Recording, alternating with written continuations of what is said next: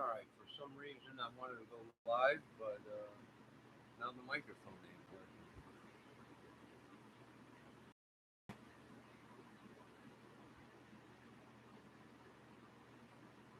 Oh, God. All right, let's listen to a little bit of this new video out on Delphi Core TV. Very interesting, the beginning of it, some of the stuff the clues that they left. A lot of people miss the clues in the beginning of the case. Basically, a log of poop surgically removed from the colon. What happened was when she. The pencil case, two missing juveniles. Joyce. Getting scared now. It's getting cold. Liberty, Rose, Lynn, German. Missing, abducted, we don't know for sure. Flat Bean at the High Bridge in Delphi, Indiana. Delphi is just not one of those places where any of us ever thought that something like this would happen. Despite that video, despite that No, audio, we already went ahead and came out and said for 6 years. The judge did find probable cause now for if you arrest of listen to Richard that Allen. voice, He's been charged with 2 counts of murder for the murder of Abigail Williams. if you listen to that voice that's on that recording, that is not Richard Allen.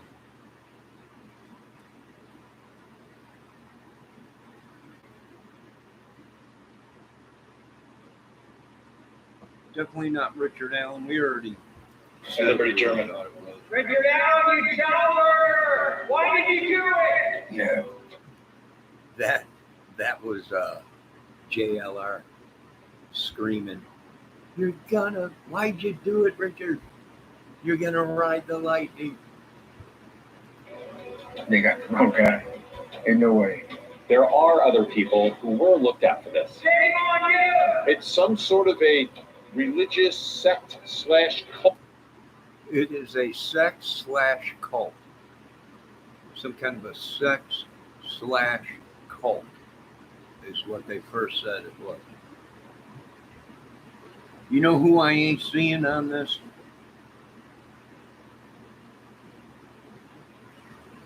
Cults Shame on you, Richard! that follow Odinism. Shame on you, Richard Allen! I believe they sacrificed a girl and killed another one. I do believe. You know, now Mike's name is starting on, not Mike Pence. There's another Mike running around.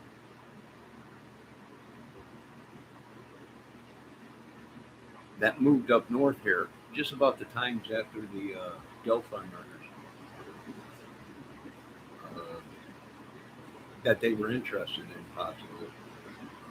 All right, let's continue. Hopefully you can hear me, and showing that there's no microphone on the YouTube, but hopefully you guys can hear me.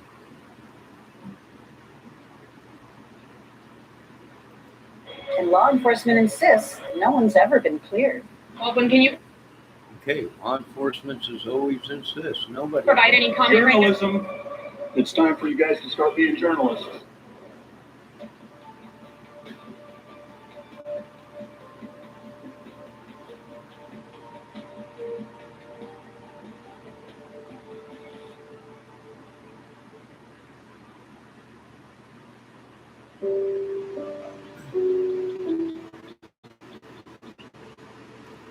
You know what a lot of people don't realize is there was actually snow on the ground. Delphi is a The day of the murders and the day they found them. I do believe there was the ice downtown in is the river, 2 too. blocks. It has a main street, literally a main street, old courthouse, wonderful restaurants. That's pretty much how every town in Indiana looks. Very old buildings, and they have a town courthouse right in the middle of town. Called the Stonehouse Grill, which has amazing breakfast. And it just has a regular America small town cliche almost labor and field.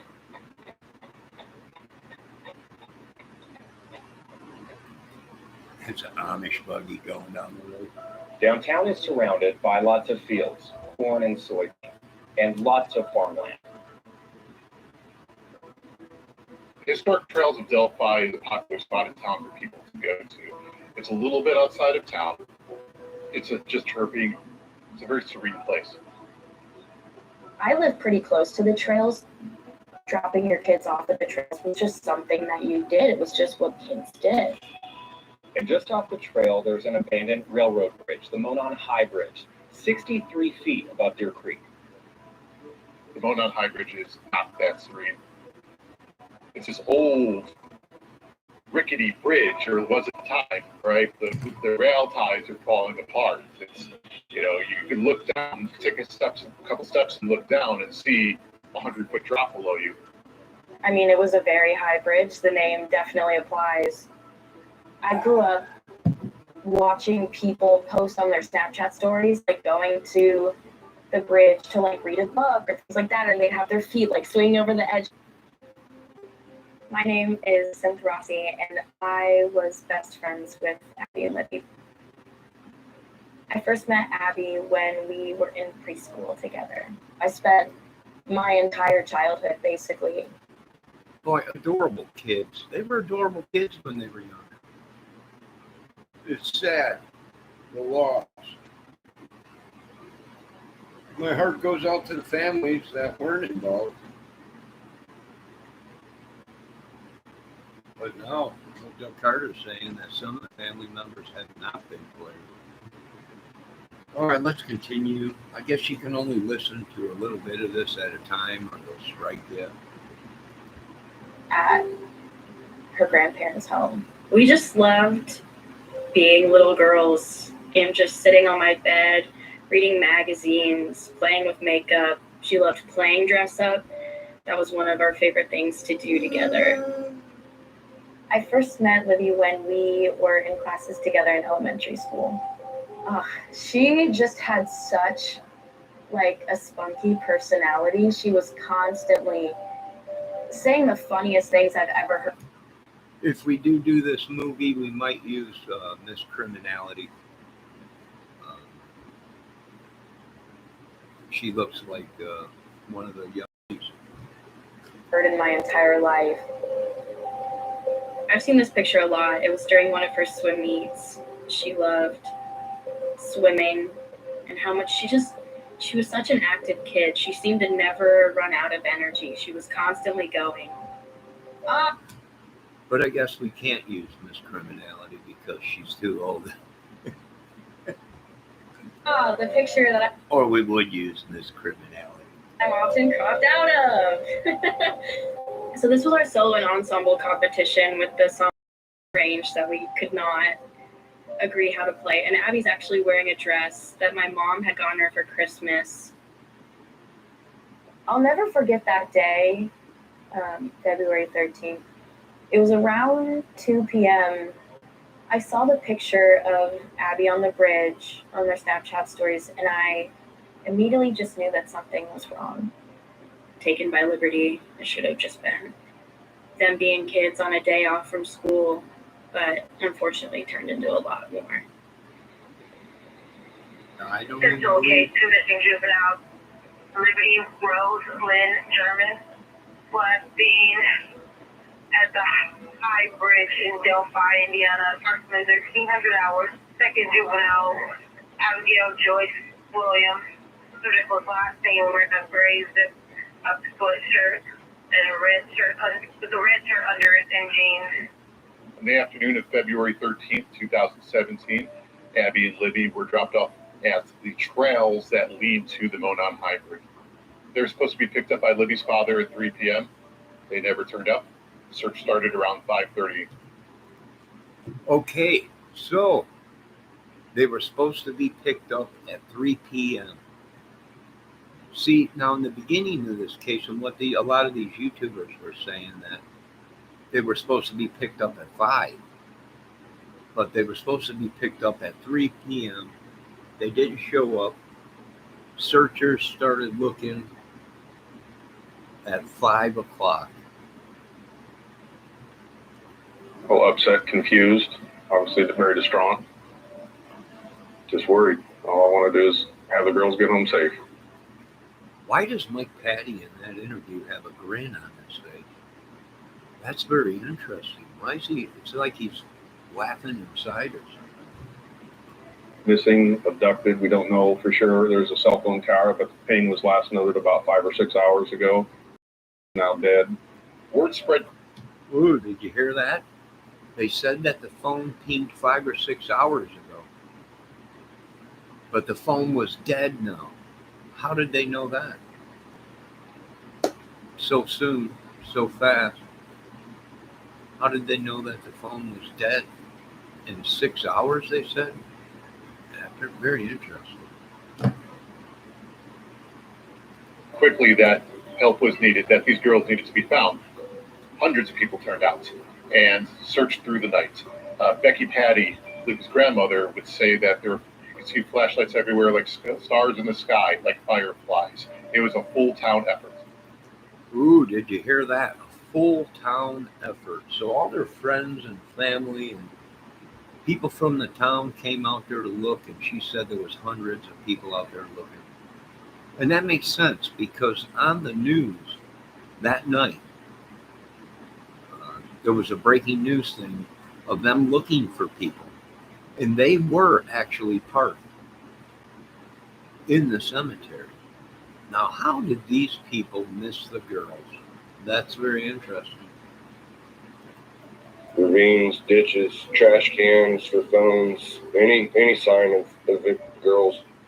I was like, I think one of them just like fell off the bridge and maybe broke their leg, and then the other one went down to help them and maybe they got hurt. All options are on the table. Did they run away? Did they go to a party? Did they fall off the bridge? Did they get injured? No one had any idea what had happened to them, but the official search was halted that night and picked up the next morning. The next day I went to school and it was just gloomy. Hundreds of people showed up, searched all over the place. Hope was high, and then the word came. I learned that Abby and Libby had been found when I saw everybody in the hallway just crying. No one said the exact words to me. And we just sat on our phones and watched the news headlines start to come in. I think I'm gonna start cutting carbs. I need to drop my belly fat. If you want to drop this, Start eating more of these. Starving ourselves, eating salads, and cutting out carbs. Doing this never works and only leads to more frustration. you might think this would take years to learn, but we're going to teach it to you in 60 seconds. Watch. Skip that bull crap. We have found 2 bodies about a mile east of town. We are investigating this as a crime scene. We suspect foul play. They didn't identify them as Abby and Libby, but everyone knew. I knew it was them. Let's listen to that again. How did they know it was a crime scene that night? Let's listen again. We have found 2 bodies about a mile east of town. We are investigating this as a crime scene. Oh, okay. So this was, they found, the next day they found them. Suspect foul play. They didn't identify them as Abby and Libby, but everyone knew. I knew it was them. I wasn't in a position to hear it. I just was truly traumatized. Like my body was just in fight or flight. I didn't know exactly what all foul play entailed, but when my mom started to tell me someone hurt them and someone wanted them to die, for me it was so difficult to process. Ooh, she said somebody hurt them. The parents told her that somebody hurt them. Somebody wanted them to die. Whoa. Who wanted them to die? The station started showing up to my house. I couldn't enter my home without someone asking, what happened? Do you have any information? And just trying to process the fact that my 2 best friends were just murdered, let alone trying to balance a media presence at 13. Like, it was so terrifying. Basically, we have identified the bodies of the 2 females that were found out yesterday. Abigail J. Williams, 13, of the Delphi area, and Liberty Rose Lynn German, 14, of the Delphi area. Family has been notified. This is considered a double homicide investigation. Yeah, I had known that Abby and Libby were active on some kind of sites where you could meet new people, and part of me thought that that might have something to do with it, that maybe they had met someone online. All right, so one of the friends already knew that they were on sites to meet people. Wow. We have nobody in custody at this time. The next day, police released a picture of a man on the bridge. He appears to be wearing a blue coat, blue pants, and boots. They don't say where this picture comes from, but they do say that they are looking for this person and they want to talk to him. When I first saw that image, I just wanted to solve it immediately. I was flipping through every single person I've ever seen in my entire life who might walk like that, who might appear like that. And the first thing that I noticed when I saw it was the pockets. That they were filled, that there was something along like the waist area. And to me, I just immediately was like, that's either a knife set or a gun. At this point, no one knows where this picture had come from, so speculation was rampant. Was he caught on a trail cam? And if they had that image, what else did they have? This picture had actually come from Libby's phone. She had captured that image. Not only that, she had also captured his voice. Yeah, that is not Richard Allen on the voice recording. And I can tell you another thing.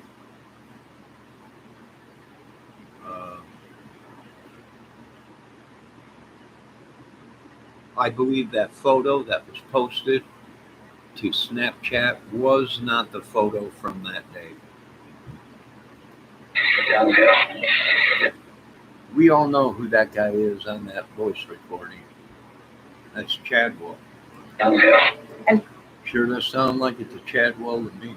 for the first time, we hear that this man is the prime suspect in the murders of Abby and Libby.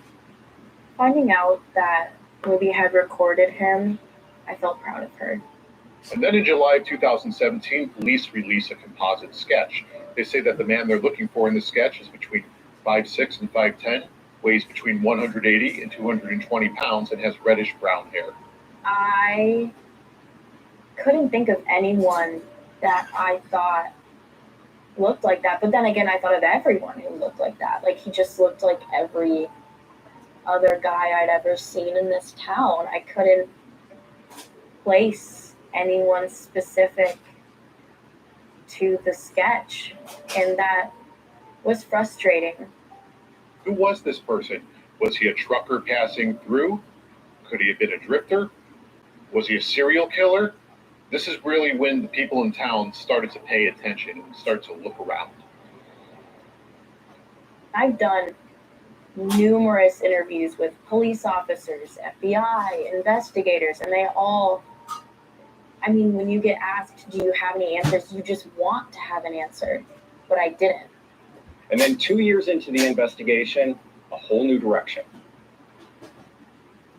To the killer, who may be in this room. We believe you are hiding in plain sight.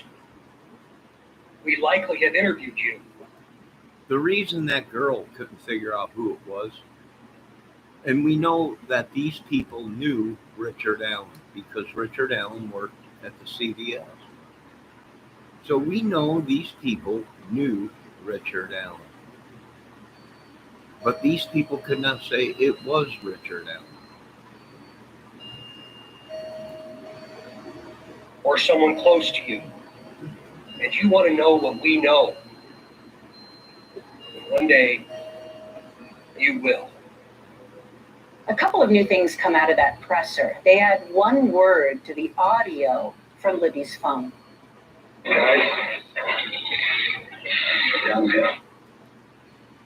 Very interesting, that recording. Very, very interesting. The voice on that recording. Now, here's the thing. Was it edited? That's the main thing.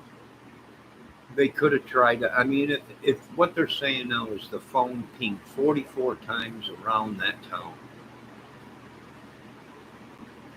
Now, is it possible to manipulate video and a phone? We all know it is. If you can take data off of a phone, you can put fake data on a phone. So with enough time, could they have edited all this stuff and created this madness within 3-4 hours? Yes. They also released this much younger sketch saying that he could be as young as 16 at the time of the murders. I thought to myself, oh my gosh, they have no clue who did it. And I was like, if they don't know, if the age range is from 16 to 40, like, I was like, do they know anything about him? Do they have anything at all? I was hopeless. And that to me was my worst fear, that they wouldn't end up arresting anyone and they would just become another case. Despite both of those faces, despite that video, despite that audio, despite the fact that Indiana State Police Superintendent Doug Carter said, this person probably lives here. He's probably a neighbor of yours. No arrests are made for 6 years. Coming up, I am proud to report to you an arrest has been made. I think everyone's first reaction was, who? Yeah, how do you live in that town for so long? Even the girls was at CBS. How did they not know or recognize Richard Allen?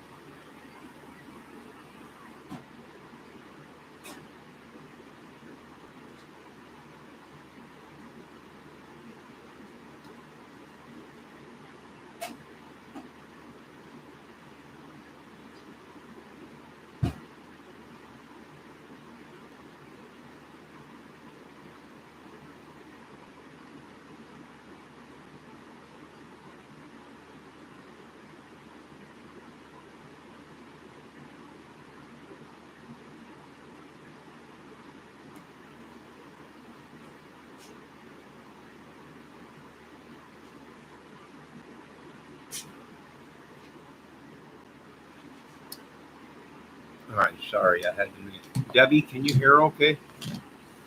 Can you hear the voice?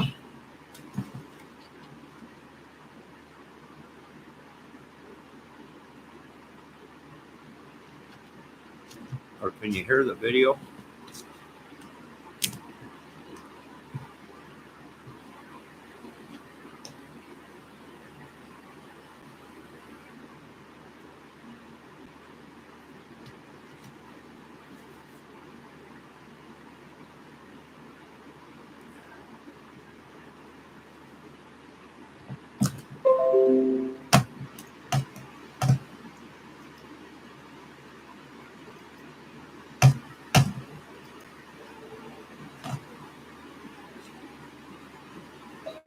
Oh God!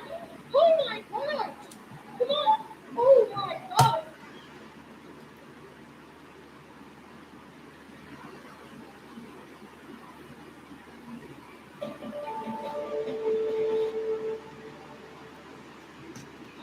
Here we are, guys, on Ron Logan's property, Steer Creek. Monon High Bridge is over that way.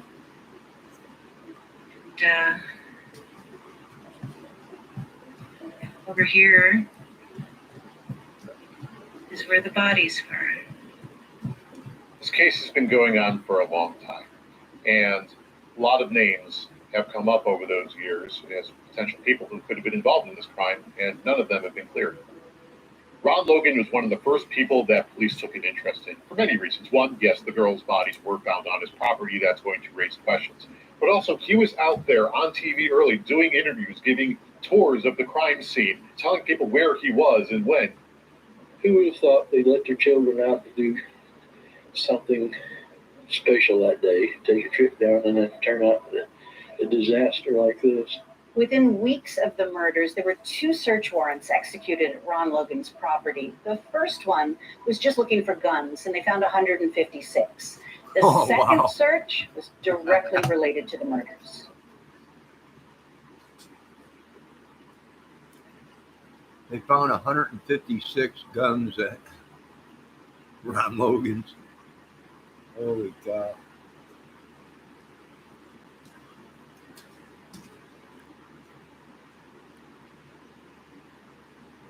Now do you see why Ron Logan went to jail?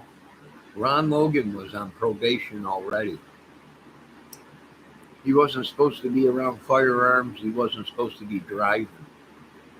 When they did find out that he was lying and he was actually driving and everything, they searched his house. Plus, they found 150 something weapons there. Old Ronnie was getting ready for a civil war or something on there, and that's probably why he went to jail. Was because he broke his probation. All right, let's continue. I'm eating some spaghetti with sawdust. Ron Logan gave me a copy of the probable cause that was used to get that second search warrant for the search of his property. And in it, the FBI writes that they believe he is responsible for the murders. There are a couple key pieces of the Ron Logan probable cause affidavit. Perhaps the most compelling part of it is that he constructed an alibi for a crime that had not yet been discovered. He lied about when he left his house to go buy tropical fish.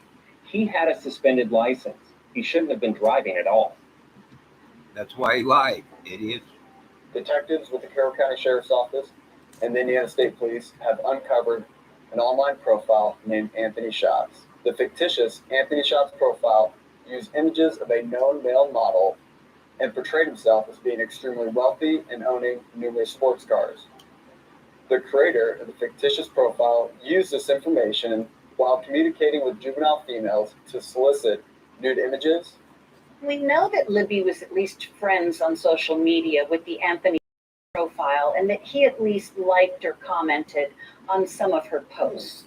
Kegan Klein from Peru, Indiana, about 40 minutes away, admitted he created that fake profile, and I spoke to him from jail. Are you aware whether you may have talked to Libby on the 13th? That's what they said, and that's what the police told me. That you did? Yeah. And do you have any recollection of that? No, not at all. Did you have anything to do with the murders of Abby or Libby? Not at all, and I gave up my DNA, a hair follicle test. I've done everything they wanted me to. Somebody was using the Anthony Schatz account. Numerous people were using the Anthony Schatz account.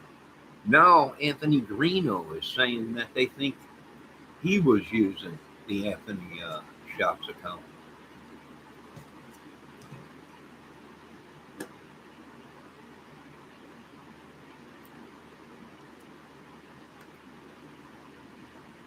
Let's continue.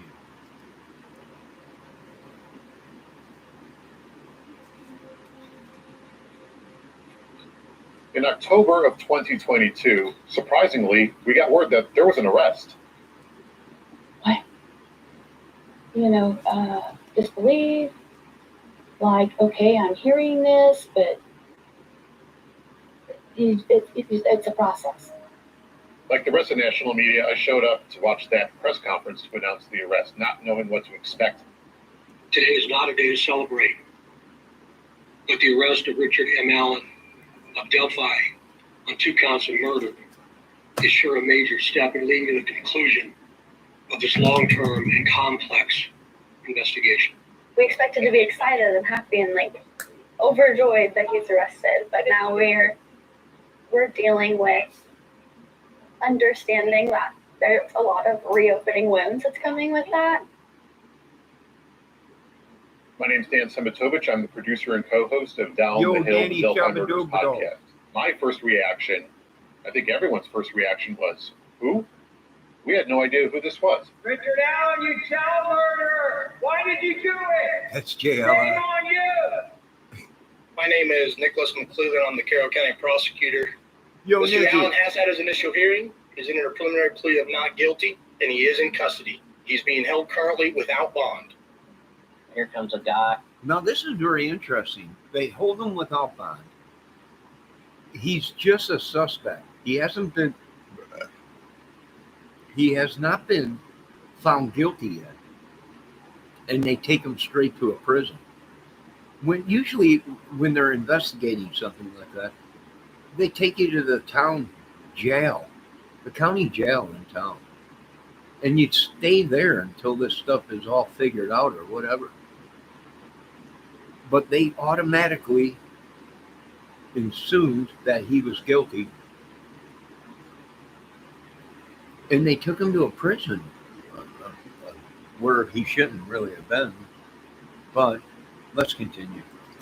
That has never, ever been announced. He was nobody's radar. It was like, where did this guy come from? Richard Matthew Allen was 50 years old, had no criminal history, and worked as a farm tech over at the local CVS in Delphi. I was surprised because he seemed like a real nice guy and everything, waiting on us in the drive-thru and everything.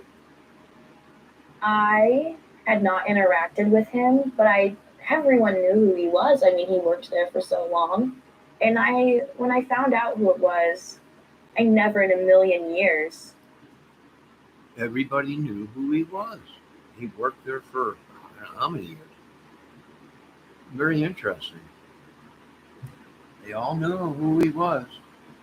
Thought that it would have been him, not someone so integral to the community and to the Delphi experience. Richard Allen has been married to Kathy for 30 years. They have one daughter. Allen was raised in Mexico, Indiana, about 40 miles from Delphi. Mexico is a very small town, smaller than Delphi, with a population of about 1,200 people. Why don't we go down on That's where Ricky Mexico? Allen lived, over there in that yellow house, early on.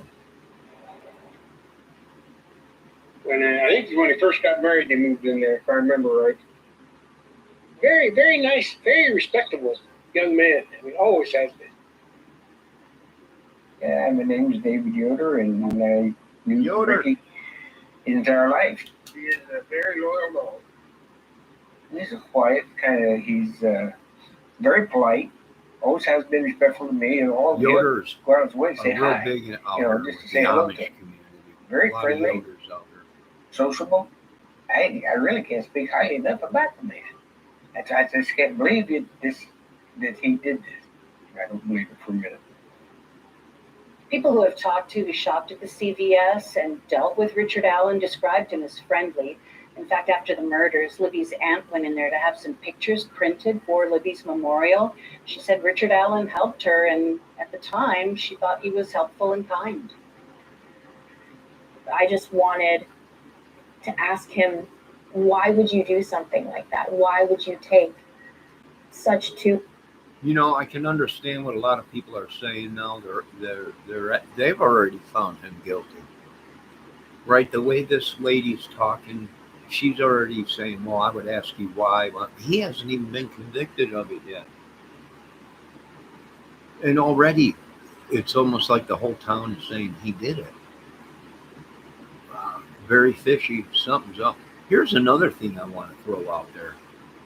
Once they found out who Anthony was and that he was a police officer, how long did he live in Alaska Or was Anthony Schatz somebody that lived in the United States or in Delphi? But did they go ahead and once they found out who Anthony Schatz was, and they found out that he was a cop, did this madness start then? Right? Did they, or was he already in Alaska when the murders happened? And his photo was just used. He had no idea about it. To innocent people from this world. Why? What was your motive? What did you want to do? What were your intentions? Did you know all along that that's what you were going to do? But we still didn't know why he had been arrested, and they said in that press conference that everything about that was still under seal.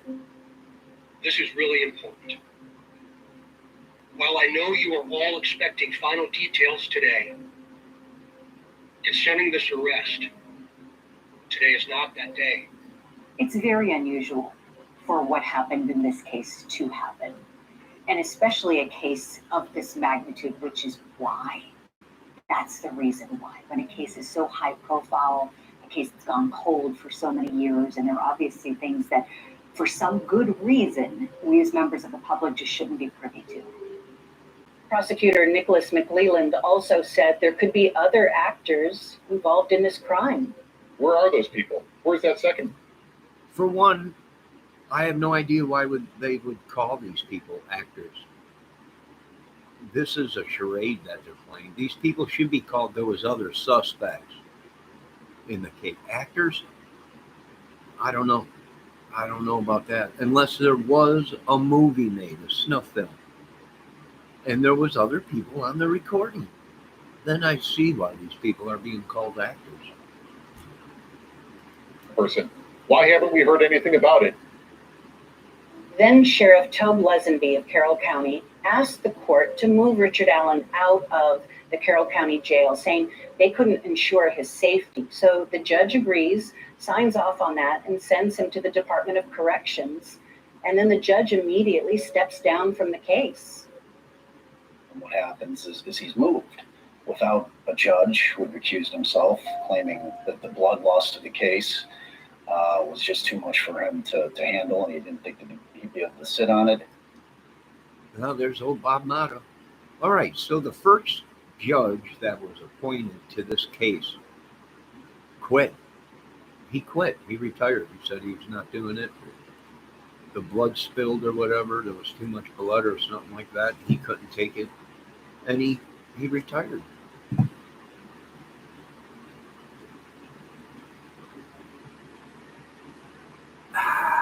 Enter Judge Gull. Allen is moved to the Westville Maximum Security Prison. That's pretty unusual. Now, here we go. They move him to a maximum security prison when they should have just had him locked up in the town jail until they figured out what was going on. Because usually suspects are held at the county jail.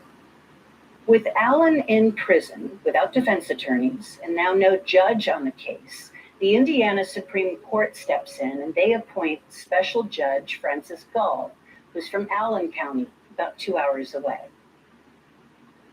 Coming up, Richard Allen has a message for the judge. He writes a letter to Judge Gull, throwing himself on the mercy of the court. Why would he write a letter to the court? I don't think he did. You know what I think happened? We're going to have that letter looked at. And we're going to look at Richard Allen's handwriting. I think somebody wrote this idiot's letter and sent it in for him. I bet you Richard Allen said, I never sent any letter.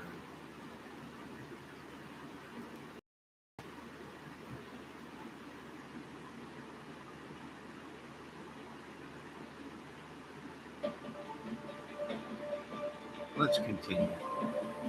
Richard Allen is in custody without bond after being charged with the murders of best friends Abigail Williams and Liberty German.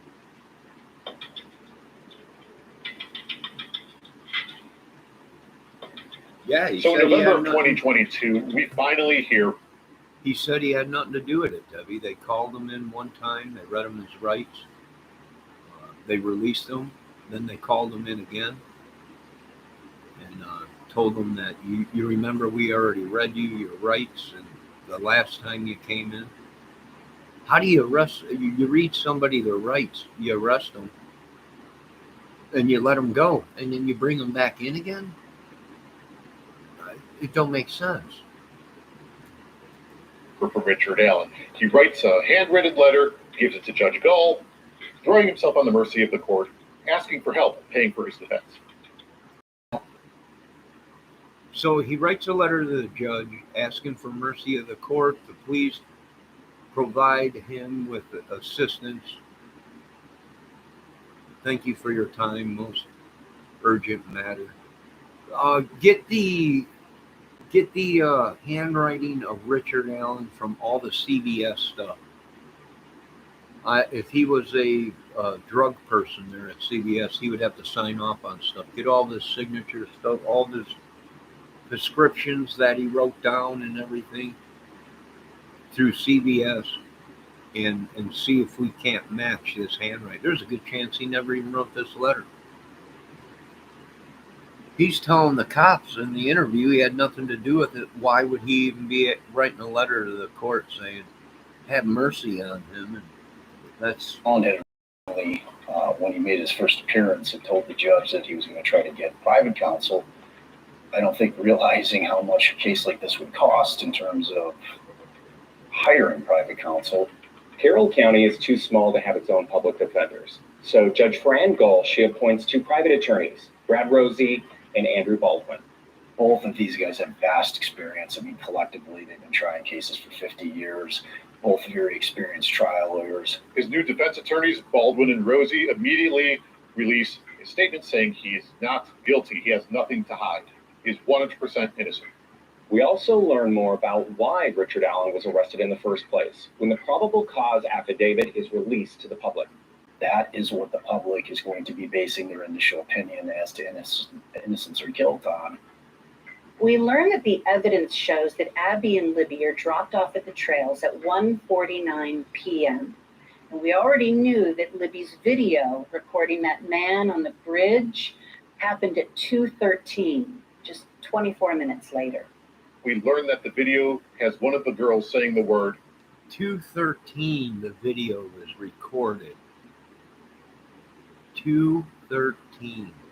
The girls were supposed to be picked up at 3 o'clock, not 5 o'clock, but everyone was saying, well, they were supposed to be picked up after 3 o'clock, like 4 or 5 o'clock or whatever. But they were supposed to be picked up at 3 o'clock. Very interesting. And that video was taken at 2:19 or 2:15. Interesting. gun. We also find out about some physical evidence. An unspent, unfired 40 caliber round is found in between the bodies. An unspent, unfired round. That means when you buy a box of ammo and you pull it out, it's an unspent round. It's a live round. They found that 2 inches into the ground. Interesting. They then were had examined by an Indiana state trooper who had some training with tool markings. He gave a subjective opinion that he thought that the gun that they recovered in Richard Allen's home, pursuant to the search, was a match. All right, let's listen to this real quick again. This is key stuff here. Cause affidavit is released to the is found in between the bodies. All right, let's listen. They then were had examined by an Indiana state trooper who had. Okay, they had the bullet examined from an Indiana state trooper. He is not an expert. He's a trooper. He's not an expert in ammo. They didn't even send it to a lab. They had some Indiana trooper look at it. This is very interesting. Had some training with tool markings. He had some training with tool markings on an ejection round. He's not an expert at it. He's a trooper. He drives a car around on the highway and gives tickets out. he gave a subjective opinion that he thought that the gun that they recovered in Richard Allen's home, pursuant to the search, was a match. Well, you can't. This is interesting. This is very interesting. Let's continue. To me, the most damaging piece of evidence that the state of Indiana has against Richard Allen is the unspent round that cycled through his gun, found just 2 feet away from Libby German. But you don't know if it's from his gun because you didn't have an expert look at it. An expert might come in and say, no, this ain't from his gun. An expert might look at it and say, this bullet has been sitting out there for years. Let's continue. He's either the unluckiest guy in the world, or he was there at the scene when those 2 girls were murdered. The probable cause reveals at least 4 witnesses. 3 teenage girls and 1 adult woman saw someone generally matching the description of the person in Libby's video between 1:26 p.m. and 2:13 p.m., the time that Abby and Libby were encountering that man on the bridge. And one of those... Wow. You know, the time is so different in this documentation that they're showing from what people were led to believe. And we did say that on this channel. They had the time wrong. Witnesses is seen on surveillance video arriving around 1:46 p.m. And she says she parked her car and then walked out to the bridge where she saw a man standing on the bridge about 50 feet away. She didn't walk onto the bridge. She turned around and walked back in the direction she came. And when she did that, she passed 2 young girls who were walking towards the bridge. And she believes that was Abby and Libby. Another witness says that she was driving north of the trails that day, and about 2 hours after the abduction, she saw a man in a blue jacket walking in the opposite direction, quote, muddy and bloody. Just before Richard Allen was arrested in October of 2022, he met with investigators again after they had resurfaced his name. And he said, yes, I was there. I was wearing a blue jacket. I was wearing a blue pants. I may have been wearing a hat. One of the other most damaging pieces of evidence came from Richard Allen, in him admitting to being on the trail that day. Think about it. He's admitting to being there from 1:30 until 3:30. And he claims he went there to watch the fish. So how unlucky is this guy that he admits to being present, and his window encompasses the window of time that investigators believe those beautiful girls. Months after his arrest, a slew of documents are released. And that's when we find out Richard Allen has confessed. His confessions are going to be a major problem for this defense team. We need to have more than that whenever. Not if the confessions were fake. I want to see the letter that he wrote to the court. Like I said, get everything from CBS, anything around his house. Have a handwriting expert look at it to see if he even wrote the damn letter to the judge. And him admitting it, he might have been drove crazy, especially if he was off medication and he had schizophrenia or whatever, or some kind of delusional disability or something like that. He'll say whatever because he's lost in the world. He'll tell you he killed everybody. His attitude, right? Because when you get so pissed off, you just say whatever, you know. You killed America. I did it, right? Wiped them all out. Give 2 craps anymore. You know, that's how it goes. Some of these guys don't give a crap and they'll say whatever because it's got to go through court. You got to prove it. All right, let's continue. We have a criminal case. A confession alone is not enough. So the state is mounting this case with other pieces of evidence that corroborate what he's admitting to. We haven't heard the confessions yet. We're just aware that prosecutors have alerted the court to the fact that he has made admissions, made them to his wife by way of a jail phone call, and that they plan to introduce that evidence. So everything we've been hearing up to this point is the theory of the case from the prosecution, from law enforcement. And then a jail phone call. How does she know she was even talking to Richard Allen? It's not like she was there looking at him across the glass as they were talking on the phone. Who knows who she was talking to?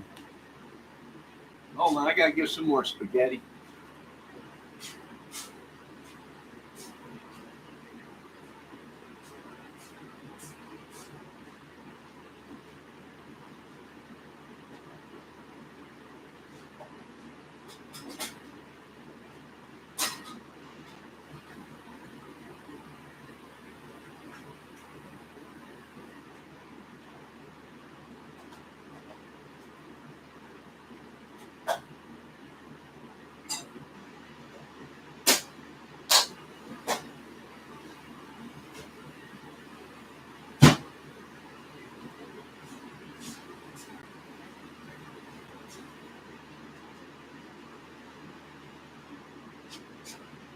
All right, ready? Let's do it. Let's continue. My spaghetti's in the microwave. Via filings, we start to hear from the defense. And the details that they lay out are like nothing we could possibly have imagined. Today, like I said, unexpected, out of left field, 130 pages worth of information in just one of the filings that was released. They are pointing the finger in a very specific direction as to who's responsible for this, and it's not Richard Allen. It's some sort of a religious sect / cult. Religious sex / cult. That's who they're saying it was.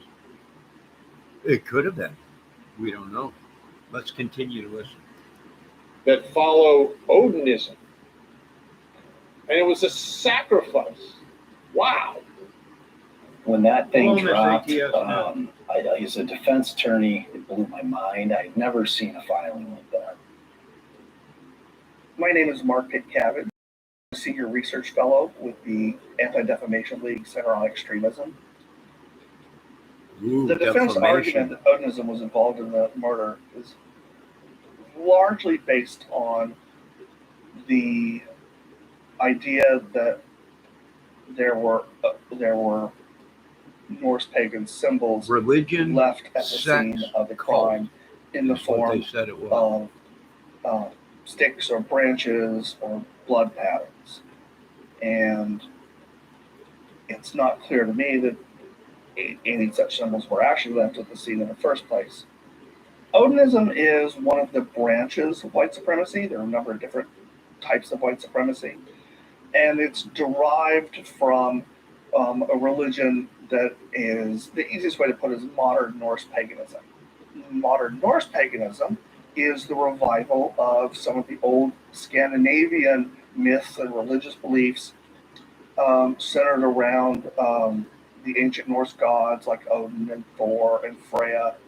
Most modern Norse pagans are not racist, they're not white supremacists. The religion as a whole is innocuous, but this one part of it is not so innocuous. It's much more problematic. So at the Center on Extremism, we try and track extremism in a lot of different ways.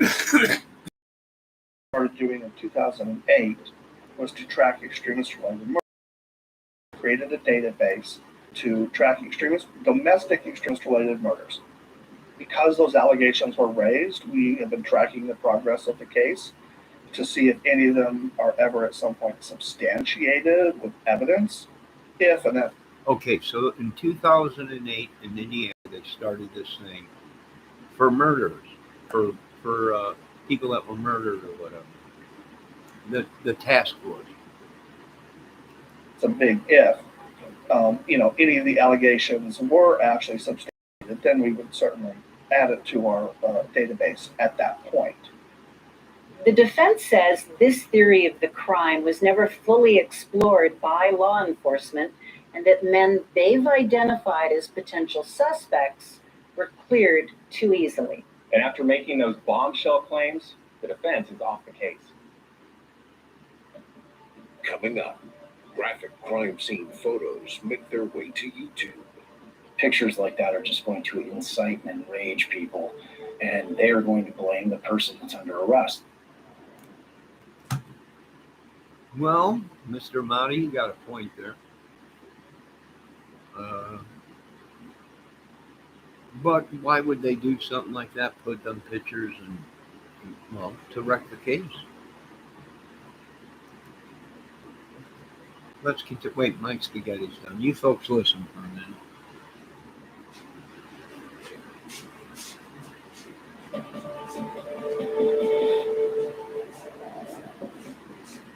In October of 2023, word gets out that crime scene photos have leaked, apparently from the office of Baldwin. And what it turns out had happened was that someone who was in his office had taken pictures of the evidence and shared them. Thankfully, these things didn't make it out to the public en masse. For number one, for the families, like the nightmare of them getting online one day and opening up a picture of their daughter is like beyond words. The other thing is you worry about is if they get out, it destroys Rick Allen's opportunity to have a fair trial. It just does, because pictures like that are just going to incite and enrage people, and they are going to blame the person that's under arrest. Defense attorney. Yes, but it's too late. Them photos were leaked to YouTube. People did see them. Millions probably seen them photos. So I agree with Mr. Mott on that, but it's too late for that. Attorney Andrew Baldwin says he's essentially the victim of a theft, but the judge is furious, and she accuses the defense team of being incompetent and negligent. We've had an unexpected turn of events, ladies and gentlemen. Mr. Baldwin made an oral motion to withdraw. I granted that oral motion to withdraw, and Mr. Rosie will be submitting a written motion to withdraw, I'm assuming within the next couple of days. With Baldwin and Rosie off the case, Richard Allen still needs a defense. So Judge Gull appoints 2 attorneys from her home county of Allen County. She picks Allen County's Chief Public Defender William Labredo and Robert Scremin. But that's not the last that we hear of Rosie and Baldwin. They say they were coerced into leaving the case, and they fight to get back on. So that issue goes to the Indiana Supreme Court, who quickly ruled that the original defense team should have never been removed. 79 days after they were appointed, Labredo and Scremin are off the case, and Rosie and Baldwin are back. I was asked to do a job. I did my job. I was then told to. I was asked to do a job. I did my job. Gentlemen are going to take over. It is what it is. My name's William Labredo. I am now Richard Allen's former lead counsel. I don't think Mr. Allen had anything to do with this. You're a defense attorney, so that's your job to sort of say your client is innocent. And rarely do I believe it. But in this particular case, I believe it 100%. And what convinced you? Conversations with him, the fact that he lived in this very small community that's not much bigger than a high school. He worked at the CVS in Delphi. The police sketches are hung up in the CVS. The bridge guy picture is in the CVS. And in 5.5 years, no one comes into that store and says that kind of looks like you. I don't. 5.5 years that them sketches were in CVS and nobody recognized it. Nobody said to him, "You look like the sketch guy." I don't know if this has any relevance, and I'm not a conspiracy theorist, but an arrest was made 24, 27 days before a sheriff election. How would you characterize the case as you know it against Richard Allen? Well, it's obviously circumstantial. I haven't seen any direct evidence that, other than he admitted that he was on the bridge. that day, and we think during the same time frame as the girls were. There's technically both direct evidence and circumstantial evidence. For example, his confession, that's direct evidence. Eyewitnesses seeing him, that'd be direct evidence. Eyewitness testimony, inherently unreliable in my opinion. They all say saw the same person, and you have that many different descriptions. That's a problem. Rosie and Baldwin, in a filing, claimed the descriptions attributed to witnesses in the probable cause affidavit are wrong. So remember the witness who said that she walked out to the bridge and saw a man standing on it, and then she passed what she believes were Abby and Libby as she was walking back to her car? Well, the defense says that the state left out that woman's description of the man she saw. She described a young man, possibly in his 20s, clean shaven with a boyish look. That description is actually what led to the second sketch, which was made in February of 2017, but not released until April of 2019. And the witness who saw a man walking on the road, both muddy and bloody, actually just saw a man who was muddy, according to the defense. Richard Allen's 5'4". So you're talking about the witness statements, okay? And none of them, that would have been the first descriptive thing that I would have said, is that he's really short. Not one of them said that he was a really short guy. No, I do believe the witnesses claim that that the girls came up to his shoulder only. So they were saying that he was like 5'10", maybe taller. That's crazy, right? And that would have been, like, to me, the first descriptor, and it just didn't happen. Bradley, Rosie, and Andrew Baldwin also said there's no electronic evidence linking him to the crime scene or the girls, and that there's no DNA of his at the scene. Is that accurate? Yes, as far as I can tell, yes. Nothing forensically other than this bullet that they claim that they found, that they shot through a barrel. No DNA. There's no way to compare semen, the markings. a bullet. That was it. Unspent. Projectile unshot. shell casing would have fired through a barrel compared to injection marks. Now this was a round that might have been injected from his gun, but it was never spent. The round was never fired. Okay? And that round was sent because they don't have an expert to an Indiana trooper who had some training in spent shells and fired shells and stuff like that, but he was not an expert. It was a sheriff. It was a Indiana trooper, not a weapons expert or a forensic guy. And it was, to my knowledge, about 2 inches underground. What do you think is the unspent? Now that's the lawyer saying the round was found 2 inches underneath the round. biggest piece of evidence in this case? There's an alleged confession. That's it to me. You had not heard of Odinism when it first was with regard to this case? I honestly thought it was hocus pocus. I honestly didn't.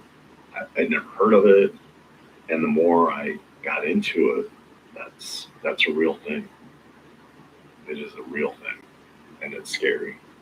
I believe they sacrificed a girl and killed another one. In addition to pointing the finger at several men who allegedly practiced Odinism, the defense says that several of the prison guards in charge of Richard Allen were wearing Odinism patches on their uniform. You described one of those officers that's mentioned in one of Rosie and Baldwin's filings, Sergeant Jones, who was wearing patches that said, "In Odin we trust," on his. Here's enter the Jonestown. His Department of Corrections uniform. The judge ordered the warden to make them stop. And then what did you notice? That Mr. Jones tattooed under his right eye. From we can tell it looks a lot like Odin's spear. Both sets of Richard Allen's defense attorneys have raised issues about what they call harsh conditions behind bars. Rosie and Baldwin also allege that Richard Allen's family was threatened if he didn't confess. There's no ties to this Odinist cult whatsoever. He didn't even know that there was Odinist in Delphi. He had never heard of it. We haven't either. Did Abby And I'm up north in Indiana. We didn't hear about no Odin Secret Society or anything. We've heard of the Odin Biker Club, the Odins. We have heard of them. Mean little suckers. But this witchery, sorcery crap, this white national, white proud, white crap, the Odins, we didn't hear about it up here. We didn't know anything. Like I said, we knew about bikers, but not no secret in the woods, witchery sticks and magic and everything. They're gonna make this real, folks. I don't know how many people Libby's killer have help. One of the major things hanging out there right now about this story is the fact that there are likely other people involved in this crime. Sure. All evidence points toward it. I would say. What do you ladies think? You think others were involved, or it was just one guy did all this and made it look like some witch? Odin's did it. Possible? It's possible. Highly unlikely, but I mean, anything is possible. Miss ATS News says others involved.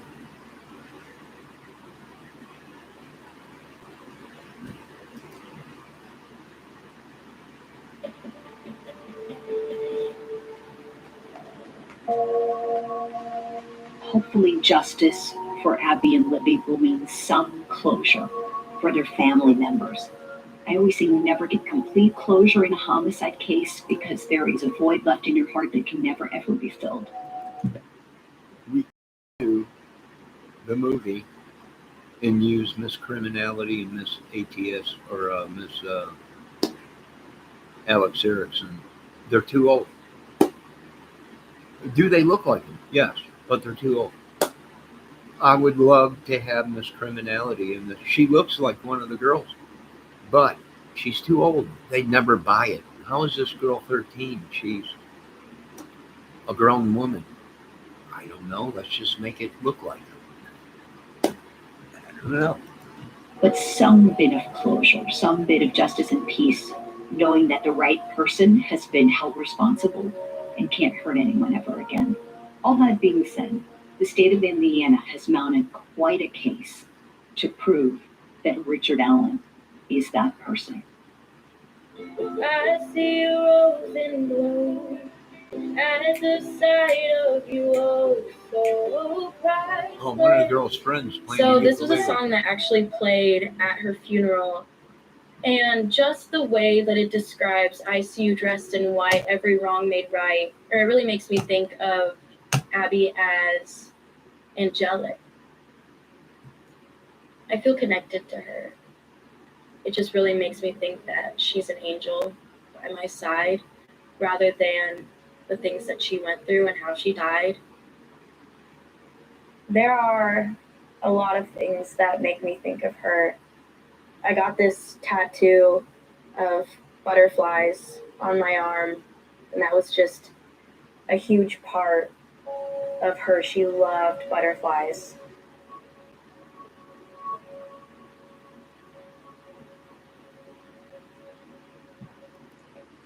We noticed too that the tattoos in Delphi skyrocketed after the murders, all because of Abby and Libby. It's like everybody ran out and got tattoos. There's something demonic about this. I know I've lost buddies, family members, and everything. I didn't say, I'm going to go get a tattoo. of my best buddy that just died. Very strange what's going on in our country.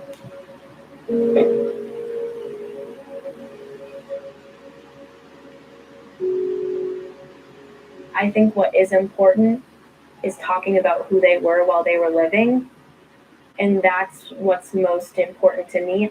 I really want to make sure that people know that they were good people and that their lives are constantly part of everyone who knew them's lives. True justice would be that there would be no need for justice at all, that it never would have happened, that they never would have been taken from us, that they never would have been treated in that way. For me, there's a piece that really never will reach justice. One of the major things hanging out there right now about this story is the fact that there are likely other people involved in this crime. Prosecutor Nick McClelland said that himself there could be other actors involved. Former Sheriff Tobe Lesenby saying under oath that he believes it would have taken at least 2 people to commit this crime. And you just have to hope that law enforcement is up to the task, because they're putting all their cards on the table. Okay, so if there was 2 people involved, I think the voice guy we already have behind bars. And I think the other guy, there's not enough stuff on me to say it's Richard Allen. There's just not enough voice recording of Richard Allen for me to say that's Richard Allen. The first voice is Richard Allen. The second one is somebody we already named, called in on.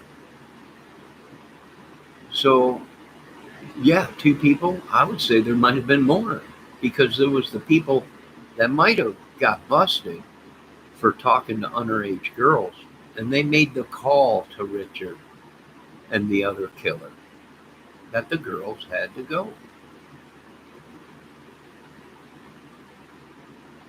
Whoever was using that Anthony Shots account, which there was more than one person using it, folks. There was probably 6 or 7, 8, maybe 10 people that were using that Anthony Shots account. Did they spread the word? I'm getting trouble from these women or these young kids. When they got out or whatever. Maybe they were maybe they weren't even talking to the kids. Maybe they were talking to somebody else, a family member, somebody that had the phone. I don't know. We don't know. Let's continue. Rick Allen at this point, but we still have that thing, don't we, sitting there saying we think that there were more involved. So we have to hope that they're continuing to investigate it. Ron Logan was never charged connected with the murders. He pled guilty to probation violation. Keegan Kline was never charged in connection with the murders of Abby and Libby. He pled guilty to 25 crimes against children and was sentenced to 45 years. Seeing all this back and forth and debate about this case. Who did it? Who didn't do it? Who might have done it? It's easy to lose the victims, Abby and Libby. I learned early on and throughout that these girls were the absolute lights in the lives of those who loved them. Abby and Libby were loved. Justice in this case is going to mean different things to different people. I'm not going to presume to define that for those who love them. My definition is a little more traditional. It's arresting and punishing the person or people responsible for this, whoever that may be, and however long that takes. Well, that's good. That's good. All right, it's over with. Oh, that was great. Court TV, that was great. Some key clues there. Something. I got a killer headache right now. I got too much sun today. Or somebody's doing that over. But it's over with.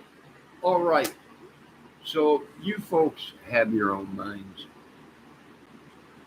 Uh, you make your own assumptions. Do I think there was many involved? I think so. And this is a bigger thing that what we need to find out is where was Anthony Schatz the day of the murders? Was he already a police officer or not? Was he in the States? First, they have to figure that out. Second of all, Keegan Klein got picked up. He was not charged with murder, but he was charged with crimes against children and got sentenced to I don't know how many years. That ain't Keegan Klein on the bridge. Um, so they got Richard Allen, who possibly was there on the bridge, or he was there at that time. Okay, and then they got Voice Guy, but we haven't heard the full recording yet of the Delphi. So there might even be more voices because the police, Doug Carter, said that there was numerous voices on the recording other than Abby and Libby's.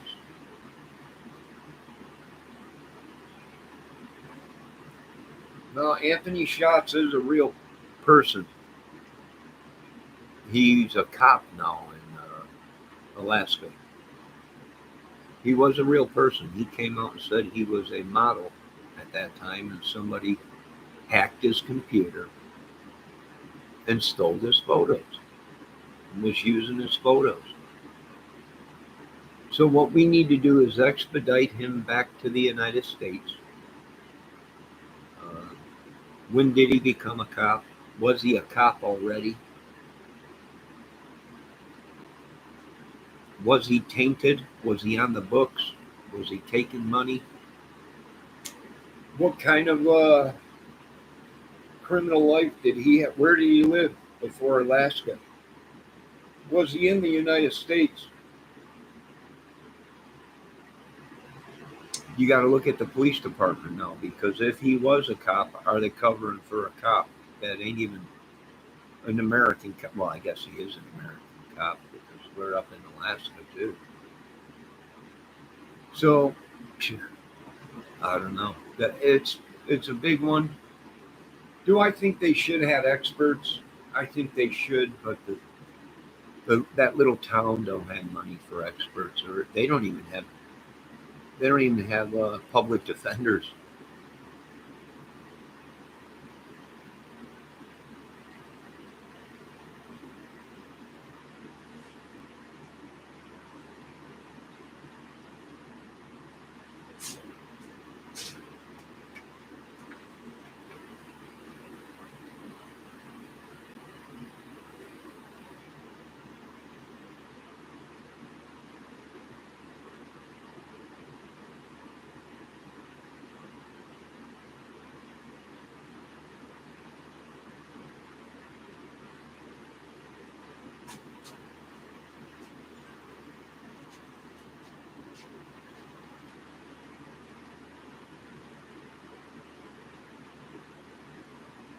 I got a killer that.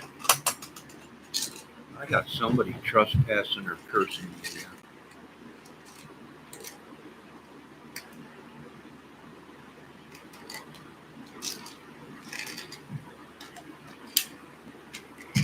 So they're bikers, they're white nationalists.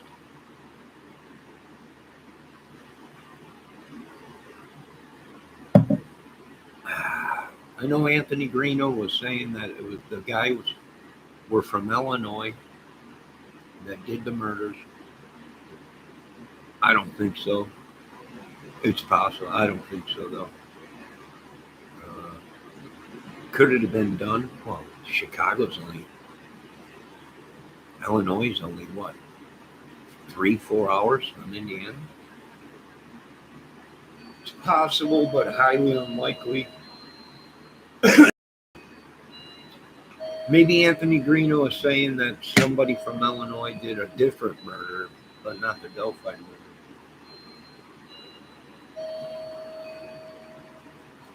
Greeno, I think they're saying now was using Anthony Schott's account.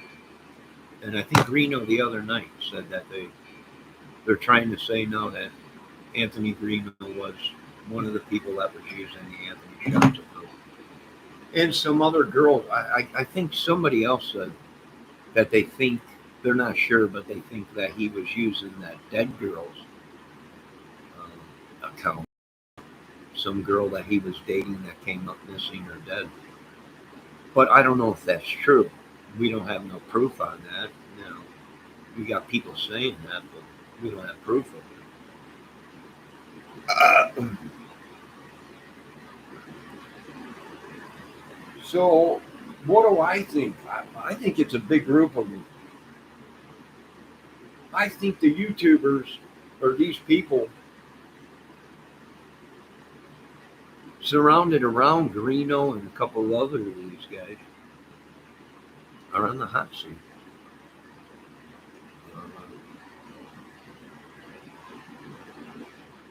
I mean, that's my opinion. If I was sitting behind my desk and looking at this case, I would say, well, yeah, you incriminated yourself. You might not have done the murders, but you were the cause of the murders. I mean, that's what some dudes, some people that know about law would say is, well, we can't get him on murder because he didn't actually cut the girl's throat, but he was the cause of it. It's possible. I don't know. Greeno, every time you listen to his videos, he's giving himself up. How do you catch him in a lie? I don't know. How do they catch him in a lie? I have no idea. Just watch his videos. One day he was there, one day he wasn't there. One day he drove by and he can't figure out how he didn't see Richard Allen's car there because he was there that day. The next day he was nowhere around there. He was at the police station. I mean, it just keeps changing, going around and around and around and around. I can tell you this much. The American people want a piece of Indiana's asses. I know that much. They don't care what color you are. They don't care if you're white men, black men, Hispanic.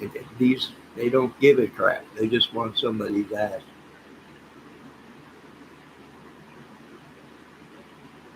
I find it funny, though.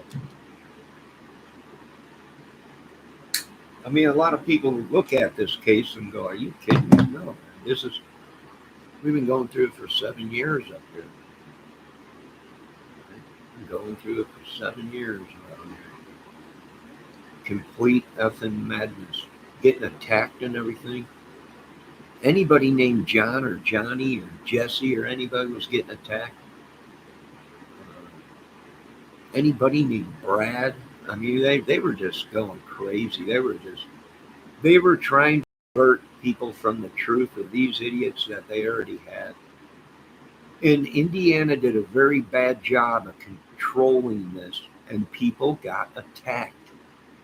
Physically, mentally. Some of these dudes already died, and they were innocent people. They had nothing to do with it. Because these dudes wanted to fix a case. They wanted to fix a case. I see big lawsuits coming to Indiana, if not more death in Indiana. They pissed off a lot of dudes. I don't blame them dudes. I don't blame them at all for what they did to these cops. I don't blame them at all for what they did to these people. I keep telling these people, you mess with the wrong people, and they're going to hand you your ass. And they don't have rules like you guys got. I belong to the biker crew. Got rules. I'm the mafioso. You got rules. I'm a Illuminati. You got rules. These guys got no rules. They don't give a shit if you are a cop, FBI agent. They come here to do a job, and that's clean this shit up. Good luck. They don't care if you are. They don't give a shit. For one, all you idiots blamed other nationalities. It was the Guineas. It was the Spics. That's what they're saying in the beginning of this case. It was the Italian syndicate.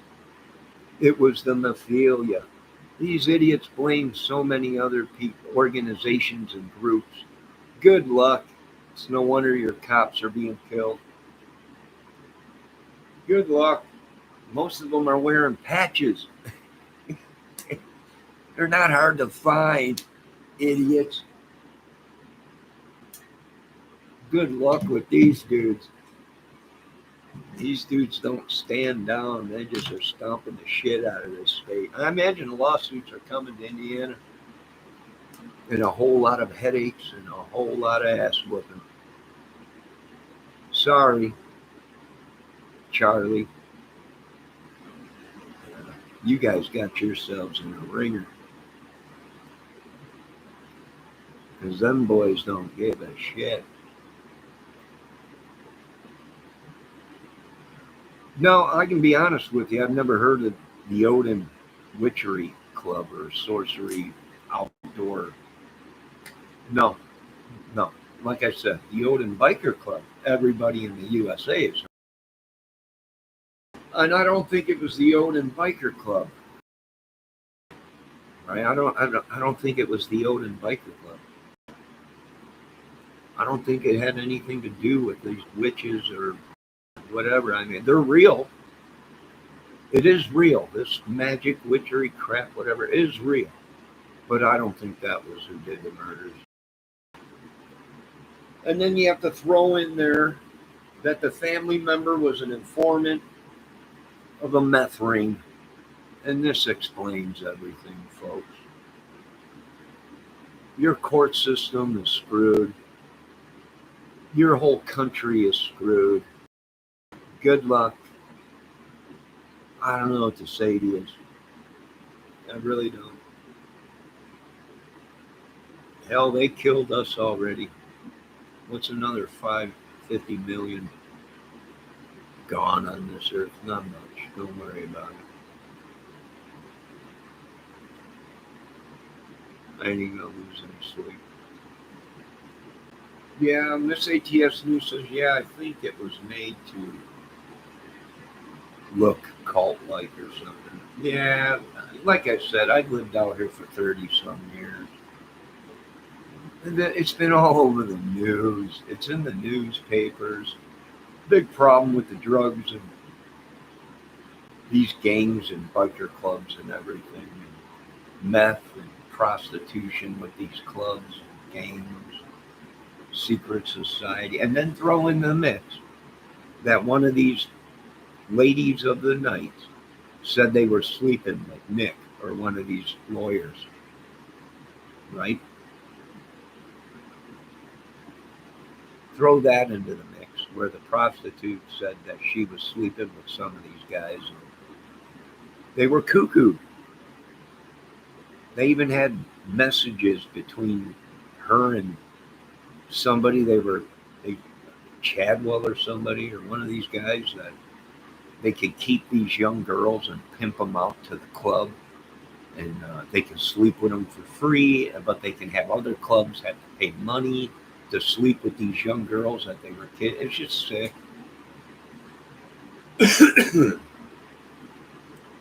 It's just sick. Oh, I can see bikers killing these young girls if they were passing them around like a. Yeah. If meth was involved and one of them ratted on another one, sure. If it was a sex, meth ring, pedo ring, gang club, whatever, sure, I can see him killing them to cover it up.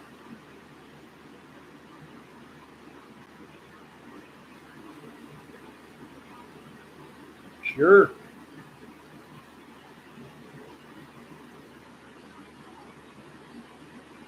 They all play a part in it.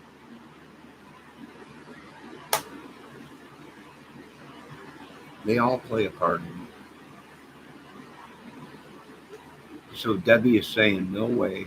Let's see. Debbie says, why does R.A. tell his wife he did it on a jailhouse phone?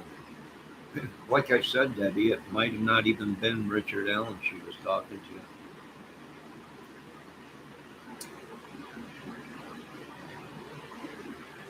There just ain't enough stuff out on Richard Allen's voice to compare it to the thing. There is on Chadwell.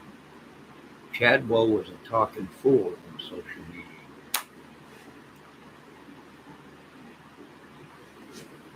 We rest our case. United States citizens, government, rest our case against Indiana State. We have found them incompetent and guilty of I don't know how many people have been attacked and abused. It was a bad time to be in Indiana if you had the first name Johnny or John or Jesse or Dave or Mike or any of these people that were involved with that shit down there. I think what they tried to do was set a lot of people up, and we hit back. And they lost.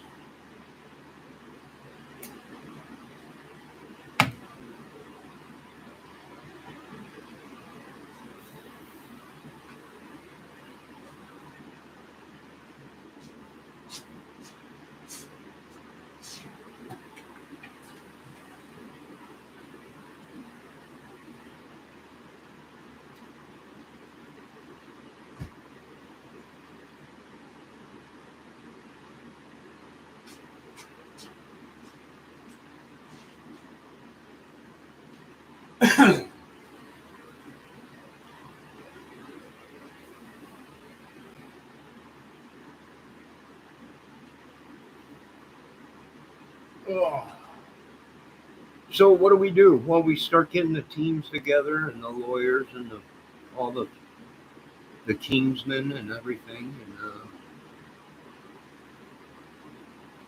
I don't know. For one, I want to see his handwriting. I want to make sure it's his handwriting. It's kind of crazy how he, in his interrogation, he's telling the cops he's got nothing to do with it. He was there, but he had nothing to do with it. He did see the girls, but he left. Right? And then all of a sudden he writes a letter and says he did it and have mercy on him and everything to the judge or whatever. I want to see the handwriting experts come in. I think what we're dealing with is a corrupt state, boys. So corrupt we might have to get rid of it. Thank God I live up north here. We let one go down south. I don't think we'll be, I don't know, I think it covers about 100 miles or something. I think I'm way over 100 miles away from there, so I'll be good. Definitely corrupt. Yeah. They're marking the spot down there, down south.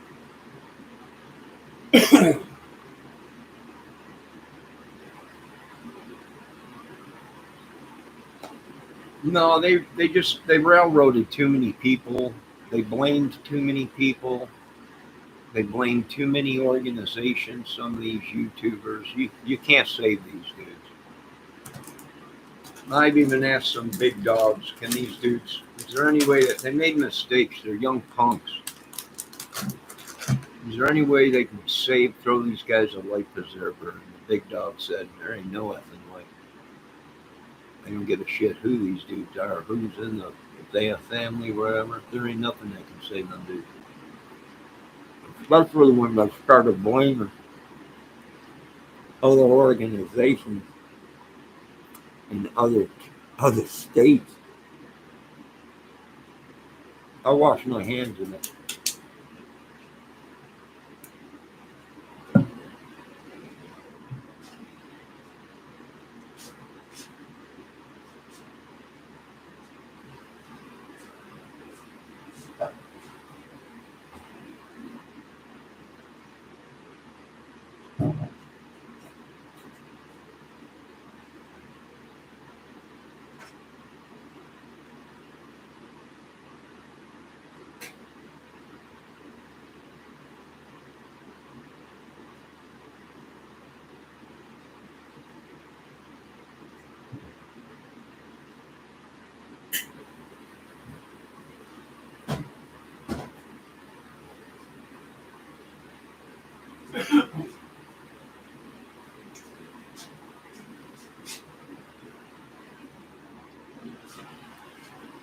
Yeah, I pretty much washed my hands of it. Now, Greeno's talking about someone from Illinois doing the murders, but I don't think it was the Delphi murders. I think it was another hit that they were trying to do that them guys might have been from Illinois. This is such a big thing with these bikers right now. I mean, these effing idiots are driving down the road, opening fire as they're on their bikes, shooting at each other on the highways and shit. This is a big war going on within our country. It's very possible, right? They're throwing names out. It was Mikey. It was this. It was a Stevie. It was this. Right? It was Richard. It was a bunch of group of guys. Definitely more than one dude. I don't know what the hell they're doing. I really don't. I really don't care. Like I said, we're on DEFCON 5 around here. We're under strict orders. We get a mess with it, just start shooting. I know I'm going to protect my life, whether it's a corrupt cop or anybody. We got a serious problem. I'm trying to let the government and Pentagon and the FBI and everybody know we are at the breaking with where they don't give a shit.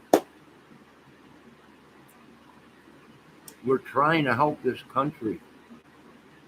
But these guys are so pissed. They don't give a shit. I don't blame them.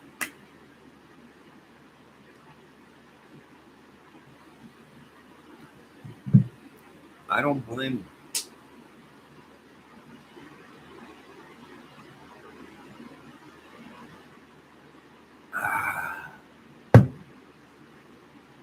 I know if them were my daughters, I don't know what I would have done to this world. I know if I got a call and one of my sons or daughters were murdered, and they knew who it was, I'd tell them, don't do nothing. Just shut your effing mouth. Where's he with? I would have done the same thing, but probably 10 times more. I probably would have hunted them all down. I probably would have went back to 30 years ago when I was a chemist and just come up with something that just wiped everything out. I don't know. And I don't blame these people for reacting. They want justice. They don't want it to happen to their children. I couldn't tell you what I would do if I found out that one of my sons that I haven't seen since they were a child, since they were a baby, someone called me and say your son came up dead. I don't know what I would do to the state. I don't know how many people would die. It would take an act of God Almighty to come down and put his hand on my head and say, relax, my child. It would take an act of God. I don't know what it would take. It would take something. There wouldn't be enough money on this earth.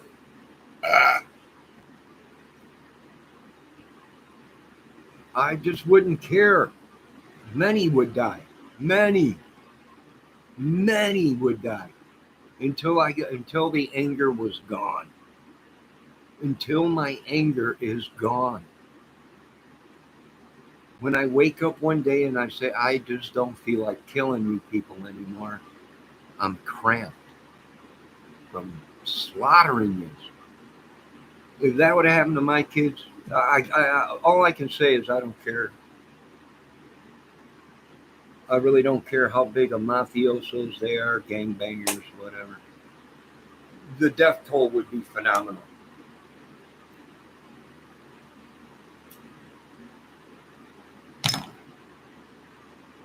I don't blame these people for acting that way.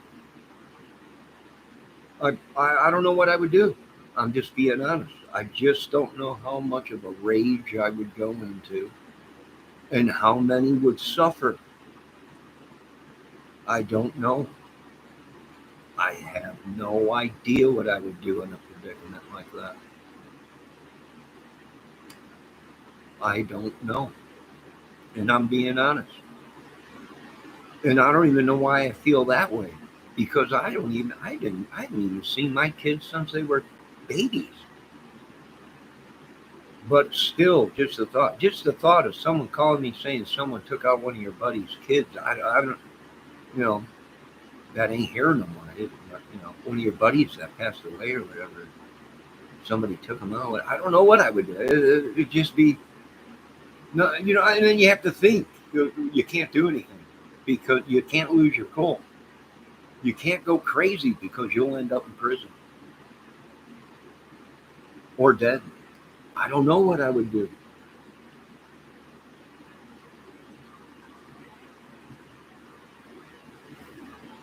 Now that I follow God, I would be mad. I know I would be swearing more, but I have to abide by your laws. And I would not be able to kill anybody, and I would have to forgive them. As much as it would rip my heart open and wreck me, it probably would kill me. But I would have to forgive them.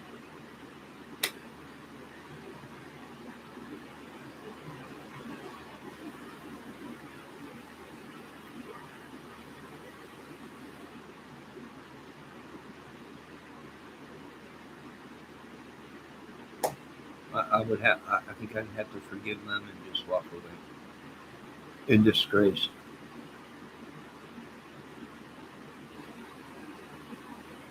Of this country.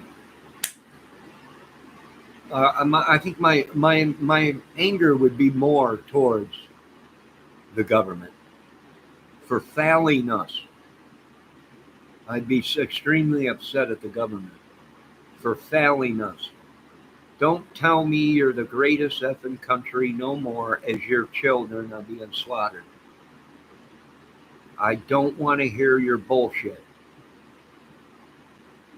The greatest country in the world is a country where you can walk outside without getting your brains beat, where kids don't go get kidnapped and raped and pillaged every day.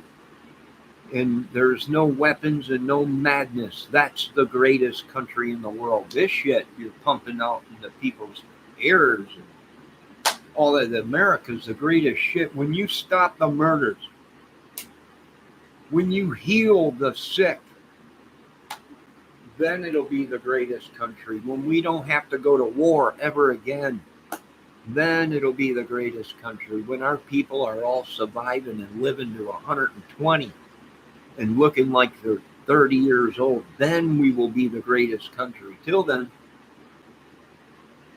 go blow your horn somewhere else.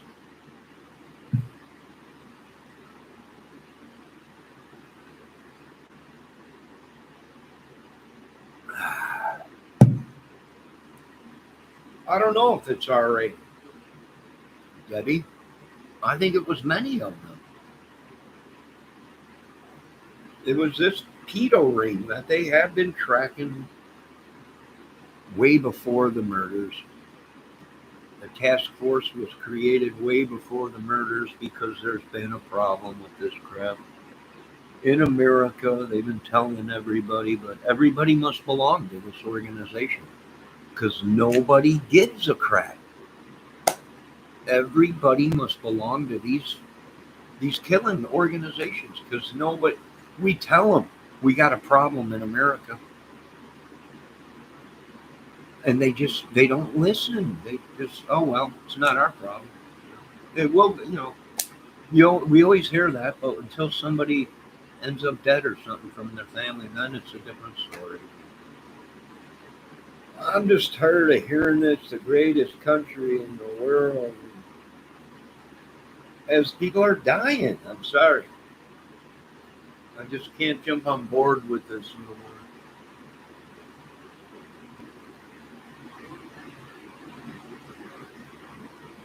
We named 5 people on this channel that we thought were suspects, and more to the bridge guy look and more to the voice.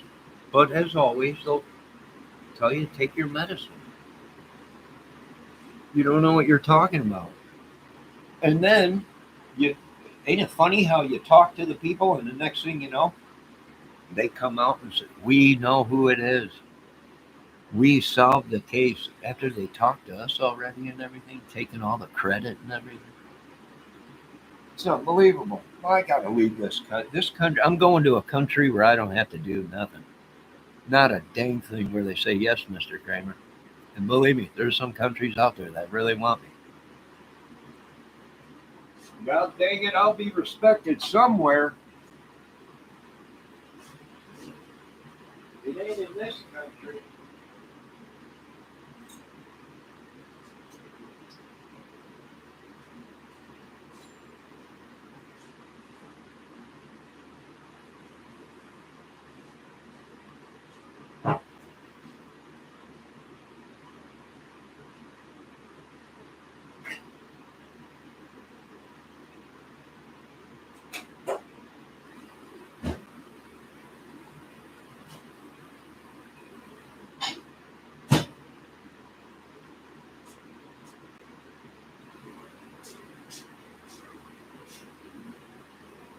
Gosh dang it.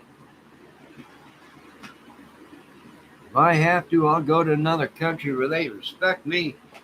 I'm taking the spruce goose and we're out of here, baby. You got it. I'm taking old Howard Hughes, spruce goose, all the drilling bits, everything, and I'm out of here. Good luck drilling for your oil.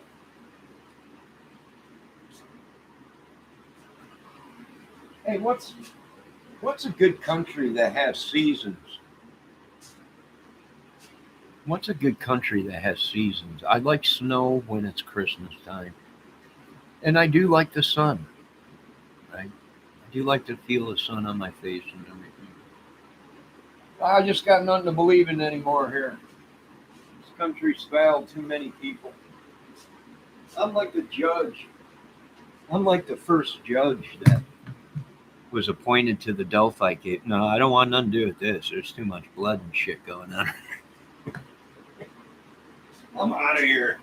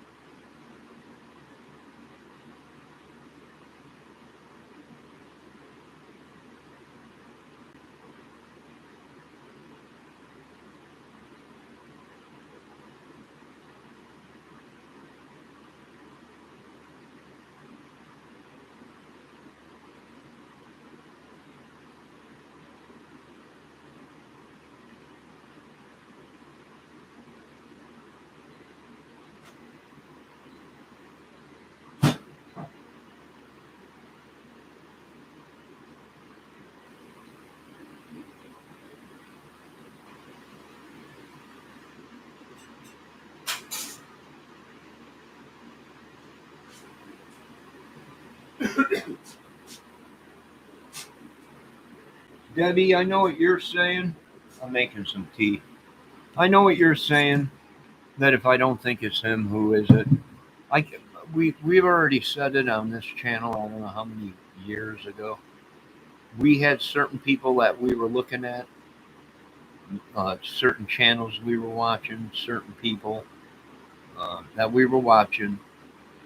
And I've said it years. I don't even know. I might have had to delete the videos. I know they came here once saying, you can't be doing anything. You can't be. I don't know what they. I don't know. Anybody got a good country where I go? Hey, does it snow in Italy? Miss ATS News. Does it snow in Italy? It comes to find out, I guess I'm part Italian, not a me, you know. It's just unbelievable. But they tell me 50 years later, they tell me this. It's unbelievable. It's unbelievable. You find out something every day. Part Scottish, Ireland. Is Ireland? Does it snow in Ireland? I'm part Irish too. Yeah, I am. Part Scottish, English too. I'm a mutt. What country can I go to that needs some help being respectable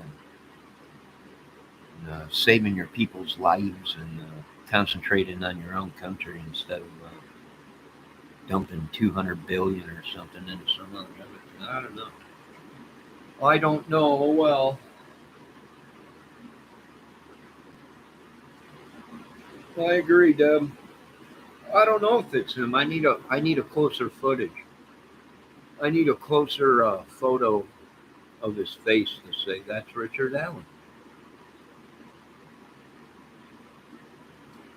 Now it could be Richard Allen, but from afar, from what I see, and I can't say 100% that's Richard Allen. The only thing I can go by is his gait, his walk, the way he stands, right? Now we also know there was two people. Okay, we do have photos of Richard Allen standing with his hands in his pockets. We also have photos of Brian James Chadwell standing the same way with his hands in his pocket. They both are small guys, 5'4". I think Chadwell was 5'5" or 5'6". Right? What did I look at? I looked at their gait. I got some footage on Chadwell walking. And there's a little bit of footage of Richard Allen, but not much. Not much.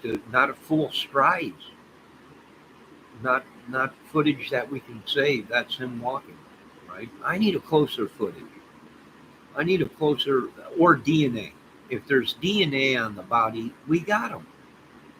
He's got to explain how that DNA got on the body. But they got nothing but a bullet.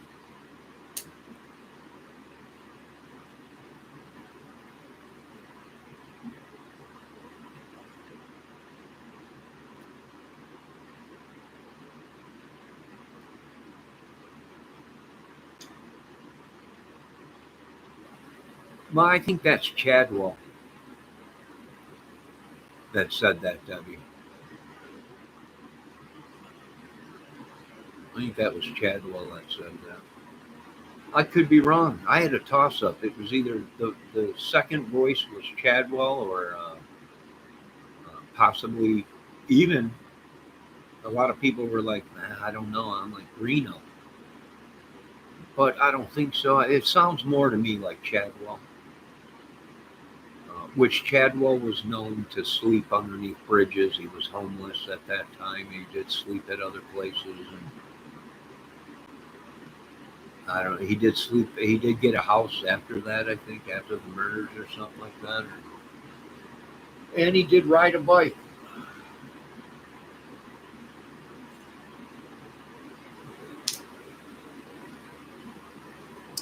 And he was into young girls. I mean, I'm tossed right there with it. Right? It's a toss-up with a couple of these people. I even thought at one time it was SH on the bridge because he had that bad knee, all swollen and everything.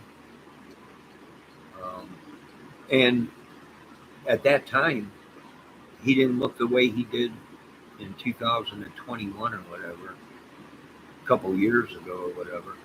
He did have a Facebook page that we checked out, and there was photos of him before his whatever happened to him, whether it was a blood disease, drugs, whatever. And he did have, what did he have? The brown, reddish, curly hair that everyone said in the script, in the first sketch and the witnesses. You know, like I said, I can't do no more for this country. This was my swan song to this country. I I can't do no more. I'm taking the Spruce Goose and all the Hughes Enterprises and we're moving. We don't want none of your bull crap. Setting up shop somewhere else. Screw yes. If the Spruce Goose don't fly, if I can't fly it out of here, out of the USA, then I'll stay right here in the USA. But by golly, I'm going to fly that Spruce Goose right on out of here.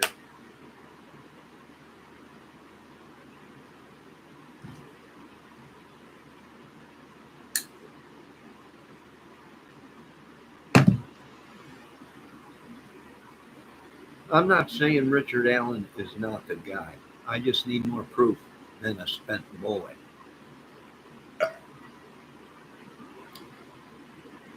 When everybody knew about that bridge in Delphi, supposedly, and that place was a hot spot for fishing, hunting, shooting guns, partying, cooking meth, and raping women.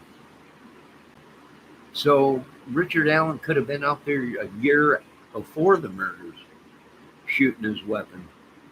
He could have been out there 6 months after the murders with his weapon and dropped that bullet. When did they find the bullet? When? How old? Or what kind of condition was it in?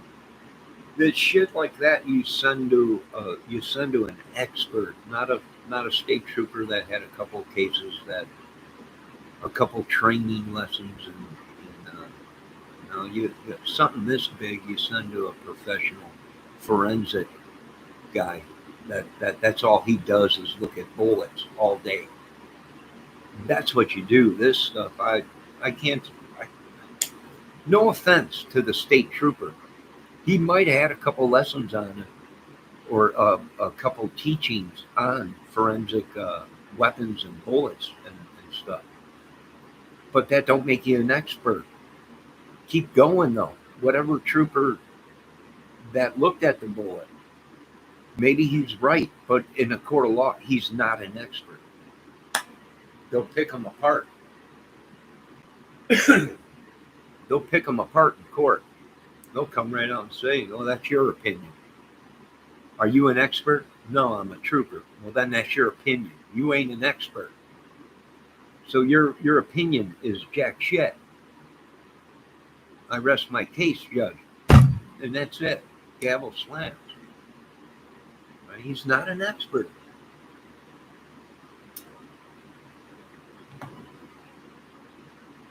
It was an unspent round. You know when you buy a box of ammo, Debbie, and you pull a brand new bullet out, that's what it was. It was never shot.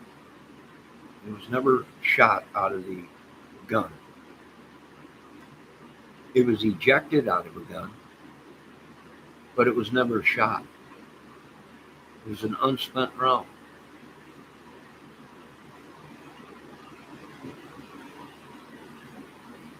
Let's see what little Debbie Fox says. "I am not getting involved. I hope those girls get justice. It's all that matters." Yeah, I agree with you there. That's what I thought. No, you were right, Deb. Like I said, that bullet could have been out there a year before the girl's murder. That bullet could have been out there 6 months after the murder. Did they find it that day? That's the question. And how did they know to look 2 inches under the ground? You just heard it yourselves on the court TV of the new lawyer that said it was found 2 inches underneath the ground, in the ground. How do you know to look for a bullet when you come up on a crime scene and the weapon was a knife? How do you know to look for a bullet? The only thing I can think of is the recording, which we have not heard yet. We have not heard or seen of it. That might be it. But other than that, how do you stump? The only other way is as if it was a serial killer and the bullet was his calling card. So they knew that this case, when they stumbled upon it, was just like the other murders that they found out there. And the calling card was a bullet. And the only thing they had was the bullet. They didn't have the gun to match it. Then they got him.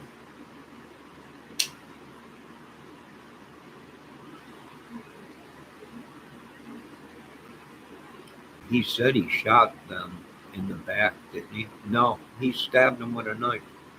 Or whoever did it. They cut him. They didn't shoot any. There was no bullet. No bullets used.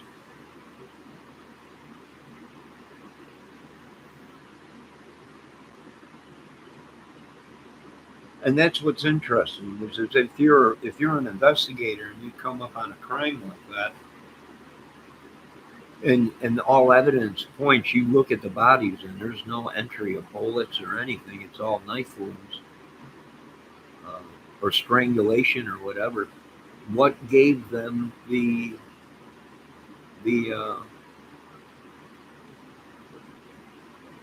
what gave them the clue to look for a bullet 2 inches in the ground? We don't even know if that's true. The bullet could have been laying right on the surface. We don't know who to believe because there's good and there's bad and everything, even in social media. We don't know if that's true. The bullet could have been right there in front of their faces. Because I don't know. I haven't seen the crime scene photos. So I have no idea what they found.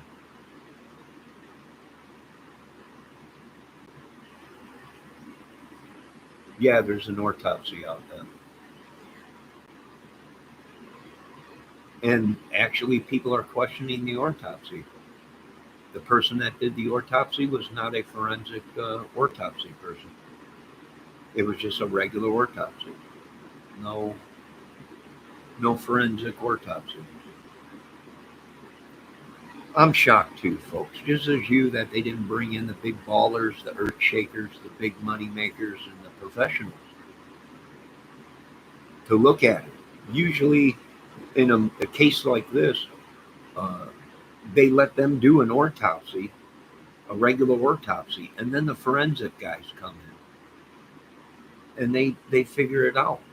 They do a second autopsy, or they're there to overlook the autopsy. There's a professional forensic autopsy guy.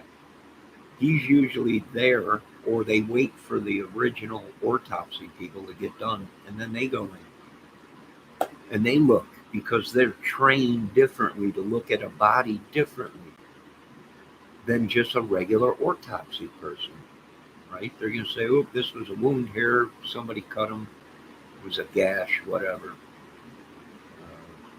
They're not trained to look, well, this was a jagged knife, this was a Bowie knife, it was a stiletto or whatever. See, a forensic autopsy guy will be able to tell you that. If you ever watch the O.J. Simpson case, you want dudes like that were in that case. These were some of the top forensic guys that said, "Oh no, that's O.J.'s blood, and that was a knife, and it was this kind of knife," and they just teared it up, right? They just were on fire with it. Right? No, that's his blood followed all the way from the house all the way to his house, all over the Bronco. The knife was this kind of knife. It was just unbelievable. We were hoping to see that in the Delphi case, in the court, right? But I don't think we will.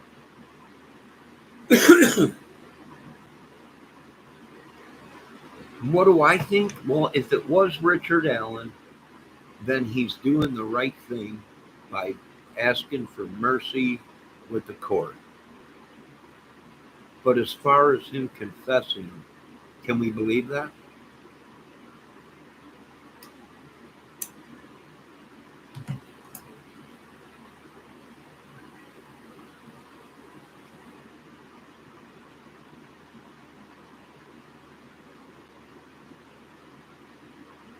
Maybe because they said gun in the bridge guy video.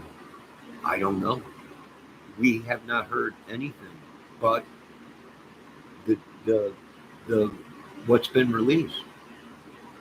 They refuse to release any more video, any more recording of it. So, in what we heard, we're not hearing gun. We're not hearing anything about a gun. We're not even seeing a gun. That's why I need closer footage to say 100% that was Richard Allen. I would have to listen to the whole recording. Not once, not twice, hundreds and hundreds of times, like I did the voice recording with Chadwell. You listen to it, you line it up. I mean, you can do all kinds of stuff in Pro Tools. If it matches, it matches. I believe the one voice sounds like Chadwell. The other one might be Richard Allen, but I just don't have enough voice on Richard Allen.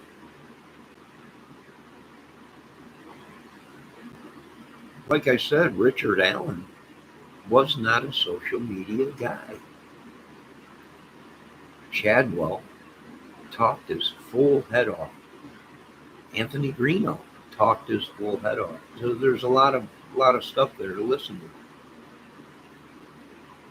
Richard Allen, good luck finding something we can compare it to. And here's the thing with the case that is mind-boggling. For some of these YouTubers, they cannot see past that even the police and FBI or whatever could be wrong. And what a lot of people are not understanding is the police came out and said numerous times, the guy on the bridge might not be the guy on the recording, the voice. And that was a clue, and I wish you guys would have picked that up. They were all focused on bridge guy. And even when the police were saying to you folks, don't focus on that, because the guy on the bridge might not be the guy on this voice recording. And I don't think it is. The second voice, I think, is someone else. The first voice might be Richard Allen. But for all I know, this whole thing was edited and then released or put on the girl's phone. And a lot of people called me crazy and said it's impossible. Do you want to watch us create stuff, folks? I mean, do you need to watch professional studio guys create a world where you think it's somebody else? Where you can make it look like it was Donald Trump. You don't know special effects or what a professional studio guy can do. Only another professional studio engineer would know if the tapes were edited. He'd look at it. Everything is digital now, in Pro Tools or whatever. They would look at it and say that was edited. Somebody edited it right there, the voiceover. And I know what you're going to say. Voiceover, what's that? A voiceover is where, if you didn't hear it clear enough, if you're singing a song, and sometimes they do voiceovers. They come in, they play the music, and they'll sing the song. That part. Yeah, baby! They'll just redo that part. That's a voiceover. When you're doing commercials, sometimes they do voiceovers. That means where the commercial be running, but you'll have a guy there talking in the studio as the video's playing. It's a voiceover, right? Sometimes it don't sound good enough. You need to redo it. It's a voiceover. And I'm no professional, so don't call me into court or ask me. I'm not a professional. I'm a couch potato movie music studio man.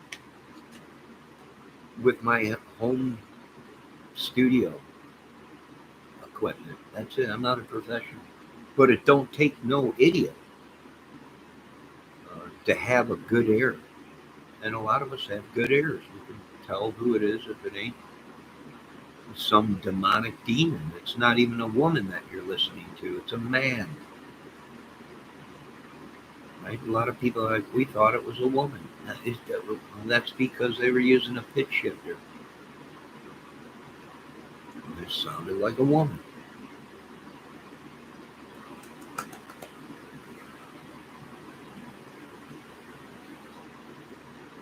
I mean, I'm just giving my views, my opinions. You don't have to listen to me, folks. Don't listen to me. Please don't. I hate being right sometimes.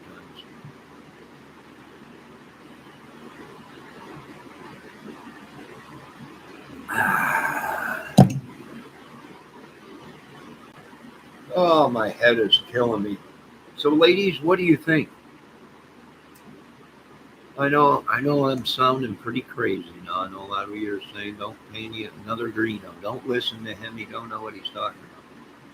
Well, I beg to differ, Mr. Greeno, and all you Delphiers out there. I think we hit this one right in the ballpark, and of course they want me on other things, but I'm too busy right now. I'm retired. Sorry. You couldn't pay me enough money. Matter of fact, they didn't pay me any money to solve this case. 12 days to trial. I see the hate from this case. A lot of hate. A lot of hate, man. I got hit with a lot of hate on this case. Some of the professionals are saying these guys had 20, 30,000 viewers that were attacking them. And that's what our federal government has been telling us, that these are no longer YouTube channels. These guys they're using their viewers as weapons. Even the Federal Bureau of Investigation came out and said that these idiots are using their 1.5 million viewers as weapons against other people. I'm like, oh, good God almighty, you got to be kidding me. They're like, nope. Before I even got on YouTube, they said, be careful because they're hitmen and all kinds of crazy shit on YouTube. And right there, I knew I'm in the wrong country. They're like, what do you think? I am in the wrong country. This is no longer the United States of America that I grew up in. It is a zoo. I am in the wrong country.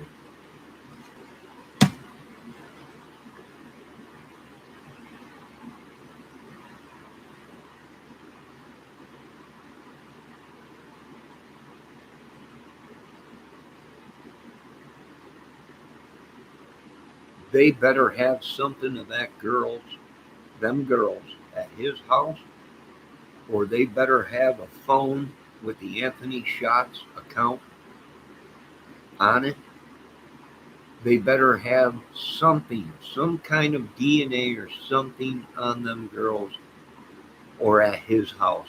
Something, clothing, something. Other than a spent bullet that could have been there. The only other thing I can think of is that he's killed before and he was a serial killer and his calling card was there was always a bullet left behind. That's the only other thing. Or he made a mistake and left a bullet at another crime and that bullet matched the bullet they had. That's the only other thing I can think of. The only other thing I can think of is Keegan Kline and the rest of these guys that are on that list ratted. There was more people involved, and there was more people there. That's the only other option that I have. Is someone ratted, someone gave them up. Right? Somebody must have rolled on this little club gang, whatever. I don't know. And, I have no personal beef with these YouTubers. Get that through their heads. Even with Anthony Green, even with that Harmon dude, I never went after them dudes. They came in my chat first. I never went into them, went after them. And we've been taking so much crap from these people and their viewers that now I believe the federal government. These are no longer YouTube channels. They're small terrorist groups. And they're taking out people. Now, I know you're going to be pissed. I know you're going to say, Johnny, you're crazy. I'm done with this channel. But I'm sorry, folks. The proof is in the pudding. Before I even got on YouTube, the federal government was talking about this. Once I got on YouTube, I was on YouTube for, I don't know how many, 5 years.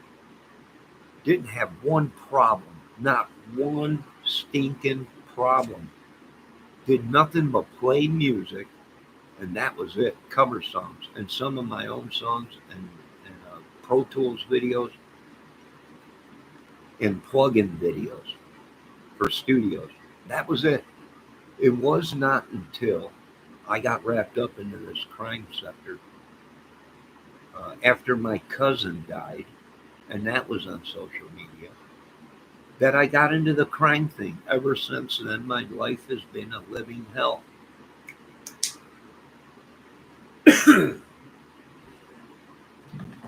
And you know what? I would be happy with my life back before, my health, my talent, my hair, my teeth missing or whatever. I would have been happy getting that back. And I would have forgave and moved along. But now I can't forgive and move along because it's too big. And these people are even up north here. And we're constantly getting attacked and harassed by all kinds of people. And it's gone too far. And when it goes too far, there's only one option. Pull the pin, throw the grenade, and run. Duck for cover. I didn't create it. We didn't do it. I've been sitting here, folks, you've been sitting here watching me for the past, 15 years on YouTube, 12 years on YouTube. Probably longer than I lost count. Every day I was doing nothing but movies or music videos. Every single day.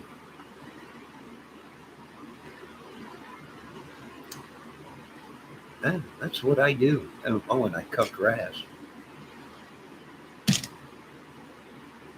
I cut an old lady and old man's grass. Well, I shouldn't say they're old. They're the same age as my mother. Well, I guess they are old. They're in their 70s, 60s.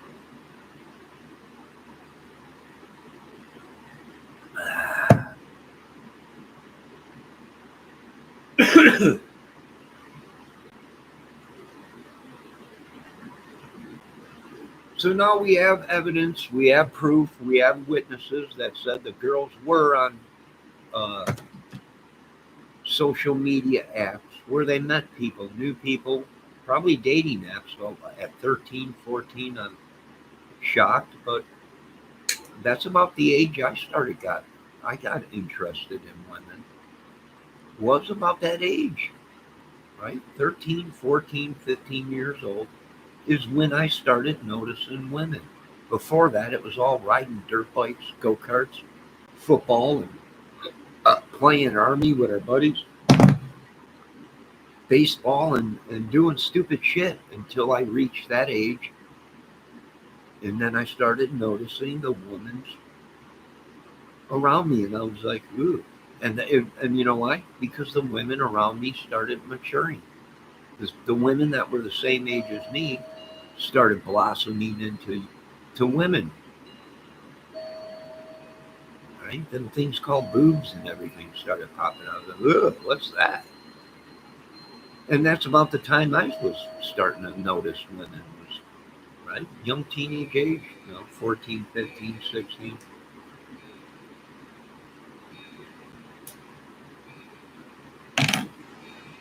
Before 14, 15, 16 years old, the only thing that I really cared about was Saturday morning cartoons, ditching school, uh, riding our BMX bikes or dirt bikes or go karts or whatever, and football, oh, and wrestling and stuff like that. And that was it. That was it. And that could have been my downfall too. A lot of people said your downfall was when you started liking the women at such an early age. And I'm starting to agree with them people. I really am.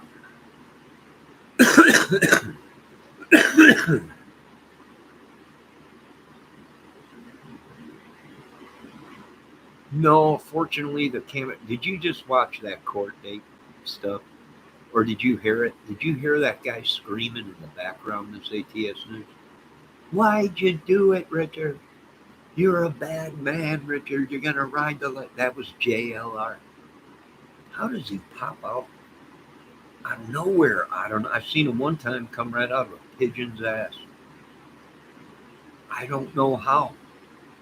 Right out of a tree. Right. I thought it was bird crap. It hit the ground and got right up. It was JLR. The guy is great. I don't know how he gets there before crimes even happen. The guy is great. He is. You have to admit, ATS News. JLR would be a great uh, news guy. That dude is everywhere. If there's a crime, sure crap flies in the wind. He's going to be there.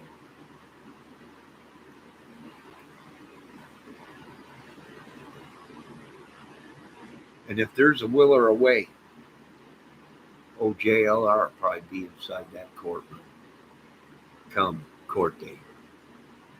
You won't even recognize him. I bet some of you sit right down on him and think he's a chair. He's that good with his disguises. You will be thinking you're sitting in a courtroom on a chair, and it ain't. It's JLR. He's that good. My head is killing me. I find him very entertaining. He's good at what he does. Crazier than a loon. Stole billions. But he's good at what he does. I don't know. They say he's a porno guy. I'm not sure. I don't know. But he's good at what he's doing. I got to give him props where props are due. That dude would make an excellent reporter. He don't even, usually these reporting companies, they pay for this stuff. How does he afford?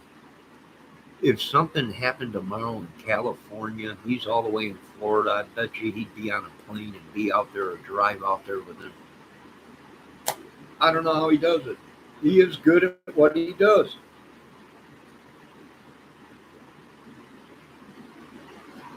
And I'm not going to lie to you. Anthony Garino is a good creator, but crazier than a Cocoa Puff. And I told these guys there's a fine line. There's a fine line between being a good creator and being a nut job. And I think some of you cross that line of being a nut job.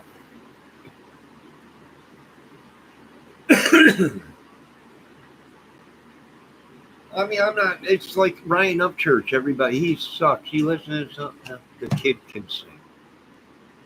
He might not make music that I like, but I'm going to give props where props are due.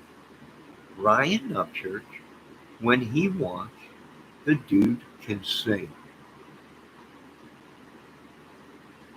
I'm going to give him props where props are due. And the kid is funny, crazier than a nut job. But he's good at what he does. The kid has a great voice. I mean, did you see him do Alice in Chains? The kid sounded great. Believe me, if I had my choice, if I had enough power in the rock business, I'd tell him, get out of that shit to rap. Come hang with us a little bit and bust out a couple of songs. The kid is good. But once again, like I said, he's crazier than a lunatic. Crazier but he's good at what he does.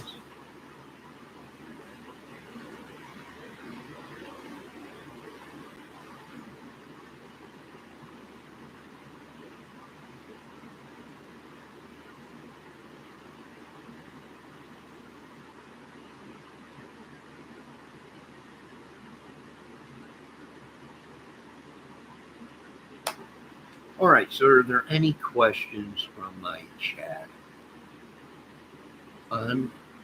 Any questions you want to ask me what I think?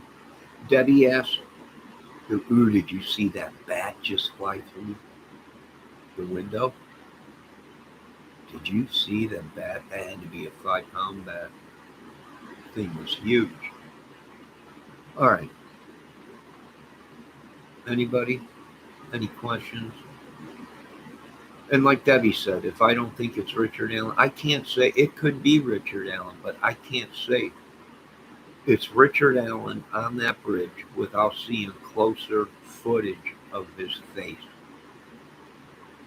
From 100 feet away, I can't say that's Richard Allen. By the time, and that's why we're having this problem with Bridge Guy, is because the footage was taken from 100 feet away. And by the time you blow it up to try and look, it's so distorted and so pixel, you can't tell who it is. So for me to say 100% with just saying, the only evidence you got to go by is the bridge video. I can't say that's Richard Allen. Not without seeing closer footage of him. Now, the professionals, the Federal Bureau of Investigation and other people could be able to tell if that's Richard Allen or not, because they have programs to figure it out. This whole thing that NASA and Disney was involved, I think is a bunch of crap. For these people to put out that my beloved NASA had anything to do with clearing up that footage is a line of crap. NASA would have been able to, that video would have been crystal clear, folks. We would have seen exactly from 100 feet who exactly it was. I don't think NASA had anything to do with anything of that video. I don't.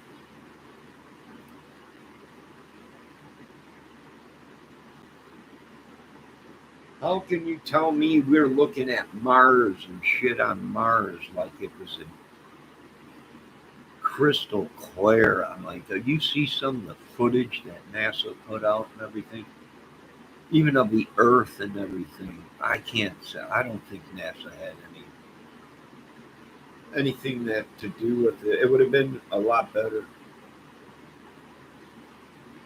What case were you talking about tonight?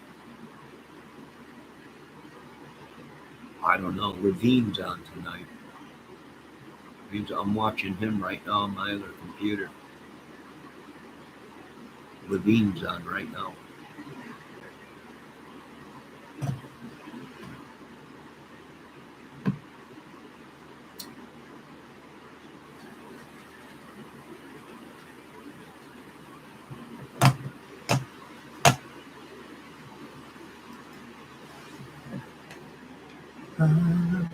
Lose control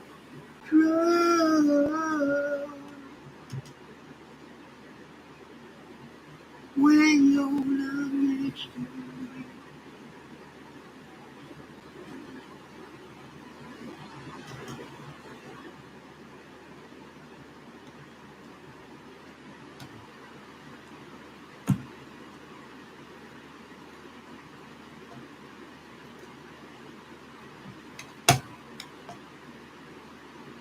$10,000 fine.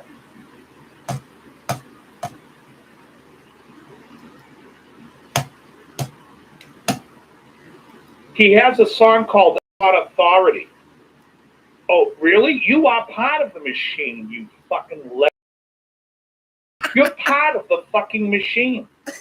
You Rage Against the Machine is the biggest bunch of fucking turncoats you could ever see.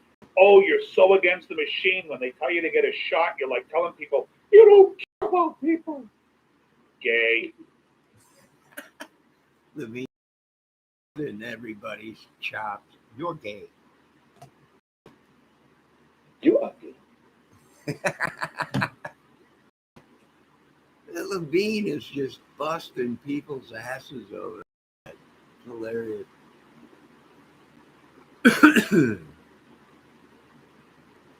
All right, folks, I'm going to end this video. I'm going to jump over to Levine's. Check his channel out, folks. He's live right now. Go over there and say hello to Dave and check him out. He's on everybody tonight. It's hilarious. And Krellbar's over there tonight on panel, which Krellbar's always over there. So, folks, go over there and have a great time. Chill out. And listen. Hey, you know what? Dave Levine ain't for all you folks. I understand that. But I'm going to end this video, and I'll be back later on, and we might talk more about Delphi. You know what I haven't done in a while is a fire video. How about a fire video? Maybe some music. Debbie, what about a fire video? Excuse me, hiccups.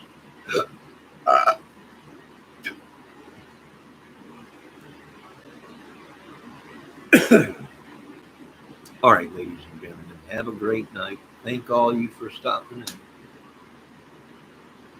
I'll talk to you later.